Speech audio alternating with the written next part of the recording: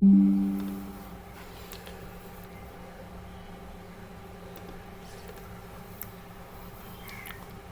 நிறைய ஸ்டூடெண்ட்ஸ் வந்து இந்த டெக்னிக்கல் இஷ்யூஸ்னால அவங்களால ஜாயின் பண்ண முடியல. அவங்க ஜாயின் பண்ணிகிட்ருக்காங்க. நீங்கள் அப்படியே கண்டினியூ பண்ணுங்கள் சார். ஸோ ஜாயின் பண்ணுங்க, அப்படியே இருங்க. ஏன்னா இது லிமிட்டெட் சீட்ஸ்னால வந்துட்டு அடிக்கடி லெஃப்ட் ஆகிட வேண்டாம். ஓகேங்களா? ஸோ கண்டினியூவாக இது பண்ணுங்கள். ஸோ இது முடிக்கிற பிறகு இன்பிட்வீனில் வந்து நம்ம எப்படி இந்த ஸ்டாக் மார்க்கெட்டிங் கோர்ஸ் மாதிரி எப்படி நம்ம கொண்டு போயிட்டுருக்கோம், ஓகேங்களா? அதுக்கான ஃபீஸ் அது அது எப்படி அப்படின்ற ப்ராசஸ் வந்து நான் இன்பிட்வீனில் சொல்லுவேன். இன்ஷால்லா அது ஆஃபரோடு இருக்கும். ஸோ அதனால் வந்து எல்லாருமே இந்த கிளாஸை வந்து கவனிங்க. இன்ஷால்லா நான் வந்து இன்பிட்வீனில் இல்லை எண்ட் ஆஃப் தி செஷனுக்கு நான் வந்து இன்ஃபார்ம் பண்ணுறேன். ஜஸாக்கல்லா ஹைர்.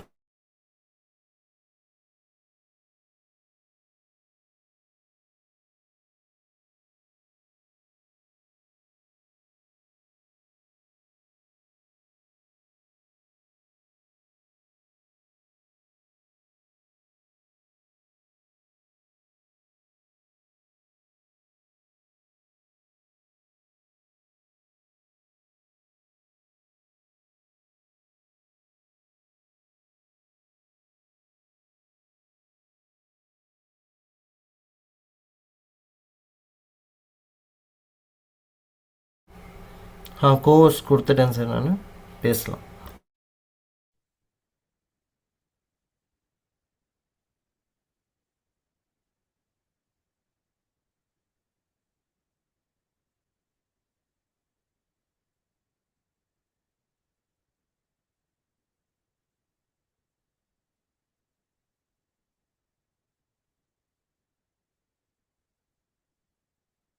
Okay, assalamu alaikum. Very good morning to all. Am I audible? என்னுடைய வாய்ஸ் கிளியரா கேக்குதுங்களா?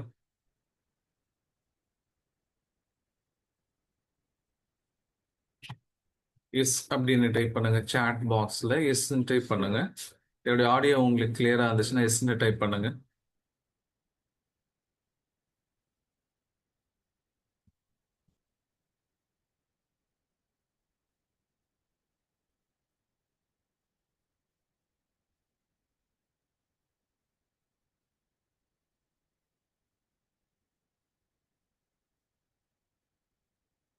Okay, super. Okay, hair. இப்போ என்னுடைய ஸ்கிரீன் தெரியுதா? ஸ்கிரீன் ஷேரிங் தெரியுதா? ஸ்கிரீன் எல்லாத்துக்கும் தெரியுதா?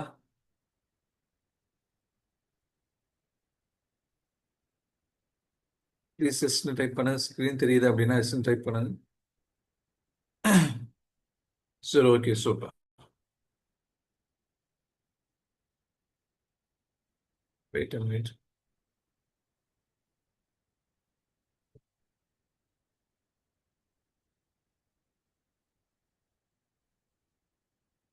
ஓகே, ஸ்கிரீன் ஷேரிங் எல்லாத்துக்கும் தெரியுது, கிளியரா இருக்குன்னு சொல்லியிருக்கீங்க. அல்ஹம்துலில்லாஹ். சரி, ஓகே. இந்த 2 hours அப்படிங்கிறது உங்களுக்கு ஒரு ஃப்ரூட்ஃபுல்லாக இருக்கும். நீங்கள் வந்து நெக்ஸ்ட் கோர்ஸை ஜாயின் பண்ணுறீங்க இல்லை அப்படிங்கிறது ரெண்டாவது விஷயம். ஃபர்ஸ்ட் ஆஃப் ஆல் இந்த 2 hours வந்து உங்களுக்கு வந்து ஒரு ஃப்ரூட்ஃபுல்லாக நம்ம அந்த 2 hours கொடுத்துருக்கோம். அதில் வந்து சம்திங் நாலேஜ் நம்ம கெயின் பண்ணோம் அப்படின்ட்டு இது இருக்கணும். இன்ஷால்லா அப்படி இருக்கும். அதை நான் அஷ்யூரிட்டி கொடுக்குறேன்.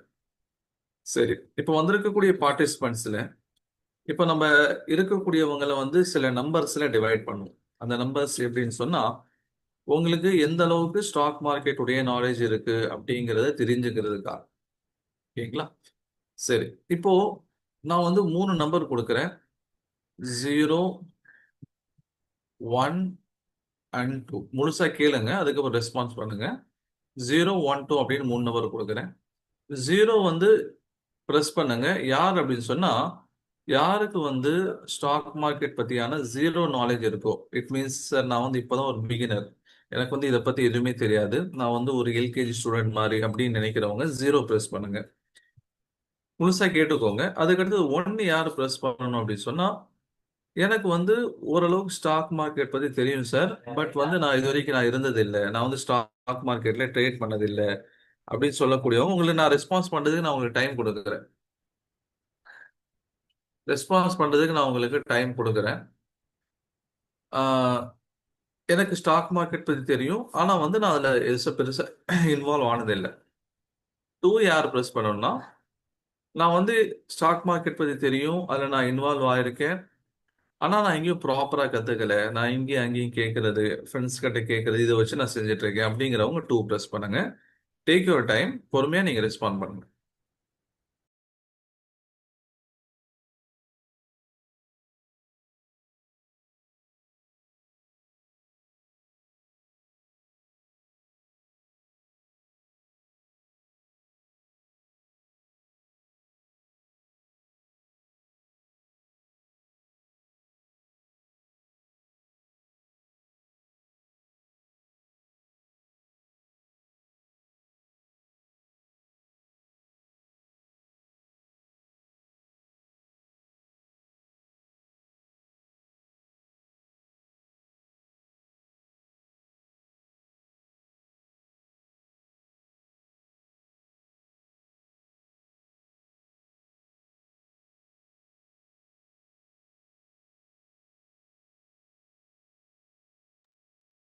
ஓகே, 0 1 2 2 0 1 0 0 0 2. சரி, ஓகே. சரி, இப்ப ஸ்டாக் மார்க்கெட்ல இருந்து சில பேசிக்கான கொஸ்டின்ஸ் கேட்கிறேன். அதை தெரிஞ்சவங்க ஆன்சர் பண்ணுங்க பார்ப்போம். இப்போ செபி ஆரம்பிக்கப்பட்ட வருடம் என்ன? ஃபர்ஸ்ட் ஆஃப் ஆல் செபியுடைய ஃபுல் ஃபார்ம் டைப் பண்ண முடியுமா? செபியுடைய ஃபுல் ஃபார்ம்.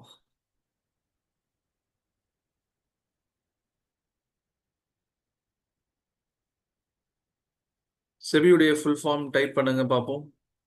எஸ்இபிஐ செபி, அதோடைய ஃபுல் ஃபார்ம் எப்படி? ஆர்பிஐனா ரிசர்வ் பேங்க் ஆஃப் இந்தியா அப்படின்னு சொல்லி இருக்கோம். அகைன் ரெஸ்பான்ஸ் வந்துட்டு இருக்கு 0 0 2. அப்படின்னு ரெஸ்பான்ஸ் வந்துட்டு இருக்கு. செபியுடைய full form.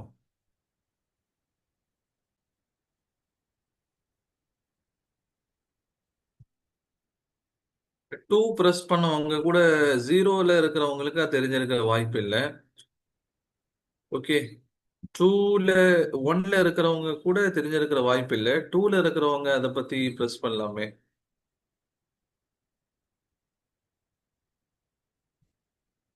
Securities and exchange board of India. Okay, super. அது உருவாக்கப்பட்ட வருடம்? அது எப்போ உருவாச்சு?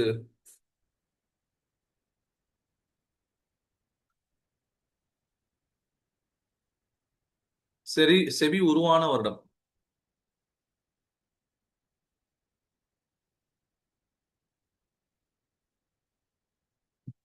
'92 இல்ல, '92க்கு முன்னாடியே உருவாயிருச்சு. ஓகே, கொஞ்சம் கியூ அண்ட் ஏ இருந்துச்சு சொன்னா, கொஸ்டின் அண்ட் ஆன்சர் இருந்தா கொஞ்சம் நமக்கு வந்து ஒரு ஃபோக்கஸ் கிடைக்கும். அதுக்காக தான் கேட்டுட்டு இருக்கேன், வேற எதுவும் இல்லை. அதே மாதிரி உங்களுக்கு எவ்வளோ இது சம்பந்தமான நாலேஜ் இருக்கு அப்படின்னு தெரிஞ்சுக்கிறதுக்காக நான் கேட்கிறேன். சூப்பர், 1988. Okay, super, 1988. சரி, இப்போ டூ சொல்லியிருக்கிறவங்க, நீங்க வந்து ஆல்ரெடி ஸ்டாக்ல இருக்கீங்க, பட் எங்கேயும் ப்ராப்பரா கத்துக்கல. இப்போ இது ஹலால் தான் அப்படிங்கிறத நீங்க எங்க படிச்சுக்கிட்டீங்க? எப்படி தெரிஞ்சுக்கிட்டீங்க? ஸ்டாக் மார்க்கெட்டை பொறுத்த வரைக்கும் இதுல ஹலால் எலிமெண்ட்ஸ் இருக்கு அப்படிங்கிறத எங்க படிச்சுக்கிட்டோம், அது எங்க தெரிஞ்சுக்கிட்டோம்? சரியா, ஏன்னா நம்ம வந்து ஒரு நார்மல் பிசினஸ் ட்ரேடர் மாதிரி கிடையாது. நார்மல் ஒரு இன்வெஸ்டர் மாதிரியோ ட்ரேடர் மாதிரியோ நம்ம கிடையாது. we have to follow set of Islamic principles as well. ஓகேங்களா? கூகுள்ல இருந்து தெரிஞ்சுக்கிட்டீங்க. கூகுள் அப்படிங்கிறது ஒரு வேகா இருந்திருக்கும். சரி, ஓகே. கூகுள் அப்படிங்கிறது ம், ஒரு somehow ஓகே, somehow ஓகே. அது வந்து ஃபுல் அண்ட் அத்தன்டிக் அப்படின்னு நம்ம எடுத்துக்க முடியாது. ஓகே, மற்றவங்க டாக்டர் ஜாக்கிர் நாயக்குடைய ஸ்பீச்ல வந்து அவர் செய்யலாம்னு சொல்லியிருப்பாரு. பட் டீட்டெயில்டா பேசியிருக்கிற மாதிரி எனக்கு தெரியல. Islamic stock of. ஓகே, அவங்க வந்து மேபி ஒரு ஸ்டாக் ரெக்கமெண்டேஷன்ஸ் கொடுப்பாங்க, இதுல வந்து இன்வெஸ்ட் பண்ணலாமா வேணாமா அப்படின்ட்டு. சரி, ஓகே. ஓகே, இப்போ மற்றவங்களுக்கு வந்து ஒரு ரெஸ்பான்சிபிலிட்டி அப்படின்னா நமக்கு ரெண்டு ரெஸ்பான்சிபிலிட்டி. ஓகேங்களா? மற்றவங்க என்ன பார்ப்பாங்க, ஒரு ஸ்டாக் மூலியமா என்னால் சம்பாதிக்க முடியுமா அப்படிங்கிறத மட்டும் ஒருத்தங்க பார்ப்பாங்க. ஆனால் நம்ம ஆஸ் எ முஸ்லீம் ட்ரேடர் என்ன பார்க்கணும், அது ஷரியாவுடைய கம்ப்ளைண்ட்ஸில் வருமா இல்லையா அப்படிங்கிறது நம்ம சேர்த்து பார்க்கணும். நமக்கு ரெண்டு ரெஸ்பான்சிபிலிட்டி இருக்கு ஸ்டாக் மார்க்கெட்டை பொறுத்த வரைக்கும். ஸ்டாக் மார்க்கெட் மட்டும் இல்லை, எல்லா பிஸ்னஸ்லையும் நமக்கு இந்த ரெஸ்பான்சிபிலிட்டி. ஒன்று செய்யணுமா, அதில் செஞ்ச லாபம் வருமா இல்லையாங்கிறது ஜென்ரலாக எல்லாரும் பார்க்கறது. அது ஷரியாவுடைய பிரின்சிபலுக்கு கீழே அனுமதிக்கப்பட்டிருக்கா இல்லையா அப்படின்னு சொல்லி பார்க்கறது ஒரு முஸ்லிமா, ஒரு முஸ்லிம் ட்ரேடரா, இன்வெஸ்டரா நம்ம பார்க்க வேண்டிய ஒரு அத்தியாவசியம் இருக்கு. முன்னாடி இப்போ நம்ம வைக்கக்கூடிய இந்த செஷன் அது பிகினர்ஸ்க்கு தனியாகவும் அட்வான்ஸ்ல இருக்கிறவங்களுக்கு தனியாகவும் சேர்த்து தனித்தனியாக வச்சுட்டு இருந்தோம். ஓகே, பிகினர் லெவல்ல இருக்கிறவங்களுக்கு பேசிக் கோர்ஸ் பத்தி நம்ம அதை பத்தியான ஒரு அவேர்னஸ் கிரியேட் பண்ணிட்டு இருந்தோம். அதே மாதிரி ஆல்ரெடி கொஞ்சம் தெரிஞ்சவங்களுக்கு நம்ம அட்வான்ஸ் கோர்சஸ் பத்தியான ஒரு அவேர்னஸ் நம்ம புரிய வச்சுக்கிட்டு இருக்கோம். ஆனா இப்போ என்னன்னு சொன்னா ரெண்டையும் கம்பைன் பண்ணி கொடுக்கலாம். அட்வான்ஸ்ல வரவங்களுக்காக வேண்டியும் சில நாலேஜ் கெயின் பண்ற மாதிரியும், பேசிக்ல வரவங்களுக்கும் சில நாலேஜ் கெயின் ஆகுற மாதிரியாம செஷன் என்ன பண்ணுங்க நீங்க ஃப்ரேம் பண்ணுங்கன்னு சொல்லி கேட்டிருந்தாங்க. இப்போ ஜென்ரலாக நம்ம இங்கே என்ன கொடுத்துருக்கோம், welcome to Islamic stock market session கொடுத்துருக்கோம். Diving deep into the market to improve our accuracy and enhancing profit by reducing the loss. ஓகேங்களா? இட்ஸ் மீ முகமது உமர், மௌலவி doctor Mohammed Umar. Okay, MBA இப்போ நான் பிஹெச்டி ஜாயின் பண்ணிட்டேன். பிஹெச்டி என்னுடைய thesis அப்படிங்கிறது, என்னுடைய major அப்படிங்கிறது Islamic banking and financial. Okay, Islamic banking and ஃபினான்ஸில் பிஹெச்டி ஜாயின் பண்ணியிருக்கேன். என்னுடைய தீசிஸ் மேஜராக ஸ்டாக்ஸை பற்றி ஃபோக்கஸ் பண்ணியிருக்கோம். நான் உங்களுக்கு சொல்கிறேன், என்னை பற்றியான ஒரு சின்ன அறிமுகம். ஏன்னா யார்கிட்ட நீங்கள் படிக்கிறீங்க அப்படிங்கிறது தெரிஞ்சுக்கணுங்கிறதுக்காக வேண்டியதான். அதுவும் இல்லாமல் தாரூஃப் அப்படிங்கிறது இது ஒரு சுன்னத்தும் கூட, நபியவுடைய ஒரு சுன்னத்தும் கூட. என்னுடைய பேர் முகமது உமர். நான் கரூர் டிஸ்ட்ரிக்ட், அங்கே நம்ம மதசால இருக்கோம். அதே போல் சென்னையில் மியாஸ் இன்ஸ்டியூட் ஆஃப் மேனேஜ்மெண்ட்டில் எக்கனாமிக் எம்பிஏ முடிச்சிருக்கோம். அப்புறம் யூபிஎஸ்சி உடைய ட்ரைனிங்கில் மக்கா மஸ்ஜிதில் 1 இயர் இருந்தோம். அதுக்கப்புறம் அவங்களுடைய திருநெல்வேலி பிரான்ச்சில் நான் ஃபேக்கல்ட்டியாகவும் அட்மினாகவும் அங்கே இருந்தேன். 2019-20 அந்த ரேஞ்சில் பார்த்தீங்கன்னு சொன்னால் கிட்டத்தட்ட கோவிட்டுடைய டைம் கரெக்டுங்களா? 2000 கோவிட்-19 தானே சொல்லும். கோவிட்-19 நம்ம வாழ்க்கையில் நம்ம எதிர்பார்க்காத ஒரு எக்ஸ்பீரியன்ஸ். ஓகே, பாசிட்டிவ் நெகட்டிவ் ரெண்டுமே அந்த சைடில் இருந்துச்சு. பாசிட்டிவ் சைடு பார்த்தோம் அப்படின்னு சொன்னால் நிறைய ஃபேமிலியோட ஸ்பெண்ட் பண்ணுறதுக்கான டைம் கிடைச்சது. நெகட்டிவ் அப்படின்னு பார்த்தோம்னா எந்த சோர்ஸ் ஆஃப் இன்கமும் இல்லை. 85 இயர்ஸ் இருக்கக்கூடியவங்க கிட்ட கேட்கும் போதும் என்ன சொல்லியிருந்தாங்க, இந்த மாதிரி எங்களுடைய லைஃப்ல நாங்கள் பார்த்ததே இல்லைன்னு சொல்லியிருந்தாங்க. ஓகே, ஏன்னா இதுக்கு முன்னாடி இது மாதிரியான ஒரு பேண்டமிக் ஒரு 100 இயர்ஸ்க்கு முன்னாடி 1919 ஓகேங்களா, 1919 வந்துருந்துச்சு. அதுக்கப்புறம் அந்த சமயத்தில் வாழ்ந்தவங்க யாரும் இப்போ இருந்ததுக்கு வாய்ப்பு இல்லை. ஏன்னா 100 இயர்ஸ் ஆல்மோஸ்ட் ஆயிடுச்சு. இப்போ 2019 வந்தது கோவிட் அப்படிங்கிறது ஒரு டிஃப்ரென்ஸ், ஒரு எக்ஸ்பீரியன்ஸ். அது positive as well as negative இருந்துச்சு. நான் முன்னாடி சொன்ன மாதிரி பாசிட்டிவ்ங்கிறது ஃபேமிலியோட ஸ்பெண்ட் பண்ணுறதுக்கு டைம் கிடைச்சிது. நிறைய வீட்டுக்குள்ளேயே விளையாடணும், நம்மளால முடிஞ்ச ஹெல்ப் பண்ணோம். அதே மாதிரி நெகட்டிவ்ங்கிறது எங்கேயும் போக முடியல. அதே மாதிரி நிறைய பேரை நீங்கள் மேபி சில பேர் ஃபேமிலியில் யாரையாவது இழந்து இருந்திருக்கலாம், இல்லை கோவிட்னால நிறைய கஷ்டப்பட்டு இருந்திருக்கலாம், ஒரு இன்கம் சோர்ஸ் இல்லாமல் போயிருந்திருக்கலாம். அந்த சமயத்துல தான் என்ன ஆகுதுன்னு சொன்னா, நான் இது மதரசா காலத்துல ரிசர்ச் பண்ணிட்டு இருந்தேன். பட் இன்வால்வ் ஆகிறதுக்கான வாய்ப்புகள் கிடைக்கல. என்னுடைய மதரசா பீரியட் அப்படிங்கிறது 2004 to 2009.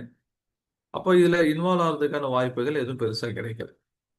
அதுக்கப்புறம் 2020 கோவிட் நேரத்துல தான் எல்லாமே லாக்டவுன் ஆகும்போது ஸ்டாக் மார்க்கெட்ல இருக்கக்கூடிய ஆப்பர்ச்சுனிட்டியை நம்மளால ஃபைண்ட் அவுட் பண்ண முடியுது. ஓகே, அப்போ நம்ம ஒரு ஃபுல் டைமா நம்ம செஞ்சுட்டு இருக்கோம். அட் த சேம் டைம் ஒரு காலத்துக்கு அப்புறம் ஏன் மற்றவங்களுக்கு நம்ம சொல்லிக் கொடுக்க கூடாது அப்படிங்கிற ஒரு யோசனை வந்ததுக்கு அப்புறம் என்னுடைய சோர்ஸ் அப்படின்னு சொல்லி பார்த்தீங்கன்னா மேஜரா 4 சோர்ஸ் இருக்கு இஸ்லாமிக் வே ஆஃப் இன்வெஸ்ட்மெண்ட்டை எடுத்துக்கிறதுக்கு. ஒன்று என்னன்னு சொன்னா டிஃப்ரெண்ட் ஷரியா போர்டு. ஓகேங்களா, டிஃப்ரெண்ட் டிஎஸ்பி, டிஃப்ரெண்ட் ஷரியா போர்டு. இப்போ நம்முடைய நாட்டில் தான் என்னன்னு சொன்னா இந்த ஷரியா போர்டு அப்படிங்கிறது கிடையாது. ஆனால் யூஎஸ்ல பாகிஸ்தான்ல, அதே மாதிரி மலேசியால, மற்ற சில நாடுகள்ல அவங்களுடைய ஸ்டாக் மார்க்கெட்டுக்கு கீழே ஒரு ஷரியா போர்டு இருக்கு. அந்த ஷரியா போர்டு வந்து எந்தெந்த துறையில இன்வெஸ்ட் பண்ணலாம், பண்ணக்கூடாது, என்ன பண்ணணும் அப்படிங்கிற டீடைல்டு அனாலிசிஸ் கொடுக்கறதுக்கு அவங்க கிட்ட ஒரு போர்டு இருக்கு. நம்ம இந்தியால தான் அப்படி கிடையாது. Okay. அப்போ அவங்க கொடுக்கக்கூடிய அனாலிசிஸை நம்ம இங்கே யூஸ் பண்றோம். அவங்க என்ன செய்யணும்னு சொல்றாங்க, செய்யக்கூடாதுன்னு சொல்றாங்கிறத இங்க யூஸ் பண்றோம். ரெண்டாவது பாத்தீங்கன்னு சொன்னா ஃபிகர் செமினார். ஃபிகர் செமினார் அப்படிங்கிறது இது இந்தியால வந்து ஒவ்வொரு வருடமும் ஒவ்வொரு மாநிலத்துல நடக்கக்கூடிய ஒரு கான்ஃபரன்ஸ், ஒரு ஃபிகர் கான்ஃபரன்ஸ். முழு இந்தியால இருந்து இருக்கக்கூடிய முஃப்திகள் என்ன பண்ணுவாங்கன்னு சொன்னா இந்த கான்ஃபரன்ஸ்ல கலந்துக்குவாங்க. ஒவ்வொரு வருடமும் 3 முக்கியமான பிரச்சனைகள் வந்து அதுல டிஸ்கஸ் பண்ணுவாங்க. இதுல என்ன பண்றது, இதுல என்ன சொல்யூஷன் எடுக்கிறது அப்படின்னு சொல்லிட்டு. அந்த வகையில 2022ல வந்து பாத்தீங்கன்னு சொன்னா இங்க தமிழ்நாட்டில் நடந்துச்சு. அதுல ஸ்டாக் மார்க்கெட் பத்தி என்ன பண்ணியிருக்காங்க, பேசியிருக்காங்க. அந்த பேசுனதனுடைய அந்த ஆய்வினுடைய சாராம்சம் ஒவ்வொரு கான்ஃபரன்ஸ் முடிஞ்சதுக்கு அப்புறமும் இஷ்யூ பண்ணுவாங்க. அது என்கிட்ட இருக்குது. நாளைக்கு தேவைப்பட்டவங்களுக்கு கூட நான் அதை ஷேர் பண்றேன். இப்போ அவங்க சொல்லியிருக்கக்கூடிய சில விஷயங்கள் அது வந்து என்னுடைய சோர்ஸ். மூணாவது பாத்தீங்க அப்படின்னு சொன்னா தாருல் உலூம் தேவ்பந்த். தாருல் உலூம் தேவ்பந்த் அப்படிங்கிறது இந்த மதரசா பத்தி நீங்க கேள்விப்பட்டிருக்கீங்க. சுதந்திர காலத்துல இருந்தே இந்த மதரசா இருக்குது. நிறைய சுதந்திர போராட்டத்துல ஈடுபட்டு இருந்திருக்காங்க. அதே போல வந்து இந்தியால வந்து ஒரு ரெக்கக்னைஸ்டு ஒரு மதரசா இருக்குன்னு சொன்னா தாருல் உலூம் தேவ்பந்துடைய மதரசா. அவங்க கொடுத்திருக்கக்கூடிய ஃபத்வாக்கள் என்ன, அதை பேஸ் பண்ணி என்னுடைய stock market Islamic way of investment சொல்றோம். ஃபோர்த் வந்து என்னுடைய மென்டார் ஒருத்தங்க இருக்கா. என்னுடைய மென்டார் ஒருத்தங்க முஃப்தி சாப். ஓகேங்களா? முஃப்தி சாப் ஒருத்தங்க இருக்காங்க திண்டுக்கல்ல. அவங்க கிட்ட கேட்டு அவங்க அனுமதி கொடுத்ததுக்கு அப்புறம் நம்ம இந்த மாதிரியான கோர்சஸை ஆரம்பிச்சோம். 2021ல ஆரம்பிச்சோம். அதுக்கப்புறம் ஃபுல் டைமா நம்ம செஞ்சுட்டு இருக்கோம். ஆஸ் வெல் ஆஸ் மற்றவங்களுக்கும் நம்ம டீச்சிங் கொடுத்துட்டு இருக்கோம். இது வரைக்கும் சைஃபா மூலியமா ஆரம்பத்தில் ரியாஸ் சார் இன்ட்ரோடக்ஷன் கொடுத்திருந்தாரு. 8 பேட்சஸ் கம்ப்ளீட் பண்ணிட்டோம். அதே மாதிரி இண்டிவிஜுவலா நான் தனிப்பட்ட முறையில பேட்சஸ் நடத்திட்டு இருக்கேன். அதுல வந்து ஆல்மோஸ்ட் வந்து 12 பேட்சஸ் கம்ப்ளீட் ஆயிடுச்சு. 13வது பேட்சஸும் இண்டிவிஜுவலா அது போயிட்டு இருக்கு. மோர் தென் 250 ஸ்டூடெண்ட்ஸ் இது வரைக்கும் ட்ரெயின் பண்ணியிருக்கோம். இப்போ என்னுடைய இந்த நாலேஜை வந்து என்ஹான்ஸ் பண்றதுக்காக கொஞ்சம் ப்ராடன் பண்றதுக்காக மலேசியால வந்து இஸ்லாமிக் யூனிவர்சிட்டி இருக்கு. அதுல வந்து இஸ்லாமிக் பேங்க் அண்ட் ஃபினான்ஸ் கோர்ஸ்ல நம்ம ஜாயின் பண்ணியிருக்கோம். என்னுடைய தீசிஸ் அப்படிங்கிறது இந்த ஸ்டாக் மார்க்கெட்ல தான் இருக்கு. ஸ்டாக் மார்க்கெட்டை தான் என்ன பண்ணியிருக்கேன், அது சம்பந்தமான விஷயங்களை தான் வந்து நாங்க தீசிஸா சப்மிட் பண்ணியிருக்கேன். என்னுடைய ரிசர்ச் ஃபுல்லா அடுத்த ஒரு 3 வருஷத்துக்கு அதை ஒட்டி தான் இருக்க போதும். ஓகேங்களா? அதனால வந்து என்னன்னு சொன்னா என்னால உங்களுக்கு ஒரு காம்ப்ரிஹென்சிவான ஒரு பேக்கேஜ் கொடுக்க முடியும் அப்படிங்கிறத உங்களுக்கு ஷூரிட்டி கொடுக்கறதுக்காக இந்த மாதிரியான என்னை பத்தியான ஒரு இன்ட்ரோடக்ஷன் நான் உங்களுக்கு முன்னாடி வச்சிருக்கேன். சரிங்களா? ஓகே. இப்போ next dive into our program. இப்போ ஜென்ரலா வந்து நம்ம 2 விதமான ப்ரோக்ராம்ஸ் வந்து நடத்துறோம். ஒன்று வந்து பேசிக்ஸ், எதுவுமே தெரியாம இருக்கிறவங்களுக்கு பேசிக்ஸ்ல இருந்து ஆரம்பிங்க. பேசிக்ஸ்ல இருந்து நம்ம என்ன பண்றோம், அவங்களுக்கு வந்து லாங் டேர்ம் இன்வெஸ்ட்மெண்ட், அதே மாதிரி ட்ரேடிங் பண்றது. ஓகேங்களா? அதே மாதிரி வந்து நம்ம போர்ட்ஃபோலியோ நம்ம செலக்ட் பண்றது. ஆக்சுவலி இந்த ப்ரோக்ராம்க்கு நாங்க பேர் வைக்கணும் அப்படின்னு சொன்னா ரியலா என்ன பேர் வைக்கணும் தெரியுங்களா? கம்யூனிட்டி எம்பவர்மெண்ட் ப்ரோக்ராம் அப்படின்னு தான் நாங்க உங்களுக்கு இதுல வச்சிருந்திருக்கோம். ஸ்டாக் மார்க்கெட்னு சொல்லி கூப்பிட்டாங்களே இல்லையா, அந்த இதுல வந்து என்ன சொன்னா it's part of the program தான். இப்போ ஆக்சுவலா நம்ம இந்த ப்ரோக்ராம்க்கு பேர் வைக்கணும் அப்படின்னு சொன்னா கம்யூனிட்டி டெவலப்மெண்ட் ப்ரோக்ராம் தான் வைக்கும். ஏன்னா எக்கனாமிக்கலா கம்யூனிட்டியை அப்லிஃப்ட் பண்றதுக்கு நம்ம கிட்ட வந்து ஒரு பிளான்டு, ஒரு ப்ரீ பிளான்டு ஒரு ப்ரோக்ராம் இருக்கும். ஓகேங்களா? நான் வந்து எக்கனாமிக்கலா என்னன்னா டெவலப் பண்ணி கொண்டு போகணும் அப்படின்னு சொன்னா என்கிட்ட வந்து ஒரு ப்ரீ பிளான்டு ப்ரோக்ராம் இருக்கணும். எனக்கு அப்படின்னு சொல்றது நான் எனக்கு இண்டிவிஜுவலா சொல்ல வரல. நமக்கு நம்ம கம்யூனிட்டில இருக்கக்கூடிய ஒவ்வொருத்தருக்கும் ஒரு ப்ரீ பிளான்டு ப்ரோக்ராம் இருக்கணும். எந்த சமயத்திலும் அவங்களுடைய ஃபேமிலி எக்கனாமிக்கலா எங்கேயும் வந்து ஸ்டக் ஆயிடக்கூடாதுங்கிறதுக்காக. அதாவது ஜோஹோ அப்படிங்கிற ஒரு நிறுவனத்தை நீங்க கேள்விப்பட்டிருப்பீங்க. அதோடைய சிஇஓ சொன்ன ஒரு வார்த்தை, every Indian family is one step to bankruptcy. அதாவது சம்திங் எக்ஸாக்ட் அந்த வேர்ட் தெரியல. அவர் சொன்ன வார்த்தை என்னன்னா, எல்லா இந்திய குடும்பங்களும் அவங்க பேங்க் ஆகுறதுக்குன்னா என்ன அர்த்தம்? திவால் ஆகுறதுக்கு. ஓகேங்களா? ஒரு குடும்பம் திவால் ஆகுறதுக்கு ஒரு ஹெல்த் எமர்ஜென்சி சுச்சுவேஷன் போதும். கரெக்ட் தானே? கரெக்டான வார்த்தை தானே? ஒவ்வொரு இந்திய குடும்பங்கள் திவால் ஆகுறதுக்கு ஒரு ஹெல்த் எமர்ஜென்சி போதுமானதுன்னு சொல்லியிருக்காரு. எவ்வளவு முக்கியமான வார்த்தை யோசிச்சு பாருங்க. ஏன்னா இன்னைக்கு ஒரு ஃபேமிலியில ஒரு ஹெல்த் எமர்ஜென்சி வந்துருச்சுன்னு வைங்களேன், நம்முடைய பல வருடத்தினுடைய சேவிங்ஸ் அது கரைச்சு கொண்டு போயிடும். கரெக்ட் தானே? நானே எங்களுடைய ஃபேமிலியில எக்ஸ்பீரியன்ஸ் பண்ணியிருக்கோம். என்னுடைய பெரியம்மா, என்னுடைய என்னுடைய அம்மாவுடைய சிஸ்டர், எல்டர் சிஸ்டர், பெரிய அக்கா, அவங்க வந்து என்னன்னு சொன்னா கடைசி காலம்லாம் இல்லை, அவங்களுக்கு ஆல்மோஸ்ட் அவங்க ரயில்வேல ஒர்க் பண்ணிட்டு இருந்தாங்க. ஒரு 61 62 இயர்ஸ் திடீர்னு அவங்களுக்கு உடம்பு முடியாம போயிருச்சு. அந்த லாஸ்ட் 1 வீக்ல மட்டுமே அவங்களுக்காக செலவு பண்ண அமௌண்ட் வந்து 8 to 10 lakhs. 8 to 10 lakhs செலவு பண்ணோம். அவங்கள எங்களால காப்பாற்றவும் முடியல. ஓகேங்களா? ஆக்சுவலி அவங்க ரிட்டையர் ஆகும்போது, ரயில்வேல இருந்து ரிட்டையர் ஆகும்போது அவங்களுக்கு ஒரு சங்க் ஆஃப் மணி வந்துருந்துச்சு. அரௌண்ட் 30 to 35 lakhs வந்து இருந்துச்சு. இப்போ அந்த அமௌண்ட் இருந்தனால அந்த அமௌண்ட் எடுத்து எங்களால செலவு பண்ண முடிஞ்சது. எங்க கை காசு கூட போடல. அவங்க சேர்த்து வச்ச அமௌண்ட் தான் நாங்க ஆக்சுவலி அவங்களுடைய மெடிக்கல் எமர்ஜென்சிக்காக செலவு பண்ணோம். அப்போ 8 to 10 lakhs அப்படிங்கிறது இன்னைக்கு ஒரு மெடிக்கல் எமர்ஜென்சில சர்வசாதாரணமா போயிடுது. அப்ப அதுக்கும் சேர்த்து பிளான் பண்ண வேண்டிய சுச்சுவேஷன் நம்ம இன்னைக்கு ஒவ்வொருத்தவங்களுக்கும் இருக்கு. இன்னைக்கு நம்ம ஜென்ரலா பள்ளிவாசல்ல பார்க்கிறோம். முக்கியமா வந்து நம்ம ரமலான்ல நிறையவே பார்த்துருக்கோம். ஓகேங்களா? என்னன்னு சொன்னா உடம்பு முடியாம இருக்காங்க ரொம்ப காலங்களா, அவங்க மருத்துவ செலவுகளுக்காக உதவி செய்யுங்க. அதே மாதிரி வந்து ஒரு குமரிக்காரியமா வந்திருக்காங்க, அவங்களுடைய அவங்களுடைய விஷயமா நீங்க வந்து உதவி செய்யுங்க அப்படின்ட்டு ஒவ்வொரு தொழுகைக்கு அப்புறம் பின்னாடியும் அல்லது ஜும்மால என்ன பண்ணியிருப்பாங்க இமாம்கள் ஏலான் பண்ணி நம்ம கேள்விப்பட்டிருப்போம். கரெக்டுங்களா? இப்ப இவ்வளவு ஒரு சுச்சுவேஷன், அப்போ அந்த மாதிரி ஏலான் பண்ணி ஒருத்தர் வந்து வாசல்ல நின்று கையேந்தி வாங்கிட்டு போறது எவ்வளவு சங்கடமான விஷயம். வெளிப்படையில நம்ம வந்து கொடுத்துட்டு போயிடும் நல்ல எண்ணத்துல, சரி அல்ஹம்துலில்லாஹ் அல்லாஹ் உங்களுக்கு உதவி செய்யட்டும், நம்ம ஒரு ஹெல்ப் பண்றோம். ஆனா வாங்குறவங்களுக்கு அது எவ்வளவு ஒரு சங்கடமான சூழ்நிலைகளை ஏற்படுத்தும். ஓகேங்களா? அது வந்து ஹெல்த் எமர்ஜென்சியா இருந்தாலும் சரி, அல்லது குமரி காரியமா இருந்தாலும் சரி, இப்ப எங்க வந்து ஒரு ஃபினான்ஷியல் பிளானிங் அப்படிங்கிறது மிஸ் ஆகுது. ஓகேங்களா? அது எல்லாத்தையும் நம்ம அடைக்கணும். இப்போ என்னுடைய தீசிஸும் கிட்டத்தட்ட அதை நோக்கி தான் நம்ம கொண்டு போக போறோம். ஏன் வந்து இன்னைக்கு ஃபர்ஸ்ட் ஆஃப் ஆல் நம்ம வந்து இன்சூரன்ஸ் பாலிசி பக்கம் நம்மளால போக முடியறது இல்ல. அதே மாதிரி பாத்தீங்க சொன்னா ஒரு ஹெல்த் இன்சூரன்ஸ் பக்கம் நம்மளால போக முடியறது இல்ல. ஒரு வந்து எமர்ஜென்சியா எமர்ஜென்சிக்காக ஒரு எக்கனாமிக் பிளானிங்கே பண்ண முடியறது இல்ல. ஏன்னா நம்ம இந்த பக்கம் போறதே இல்ல. ஏன்னா இது இது வந்து ஒரு ஹலால் இல்ல, இது வந்து நான் ஹலால் அப்படின்ட்டு ஒரு ஜெனரல் பெர்செப்ஷன்லயே பல காலங்களா நம்ம இதை மிஸ் பண்ணிட்டோம். எப்படி ஒரு காலத்துல வந்து கவர்மெண்ட் ஜாபுக்கு போறது லஞ்சம் கொடுத்தாதான் போக முடியும், அல்லது வந்து வக்கீல் ஆனா அவங்க பொய் சொல்றது தான் அவங்க சம்பாதிக்க முடியும் அப்படின்ட்டு ஒரு காமன் பெர்செப்ஷன் இருந்ததோ, அந்த பெர்செப்ஷன் வந்து இதுலயும் இருக்கு. ஓகேங்களா? இதுலயும் இருக்கு. இப்ப யோசிச்சு பாருங்க.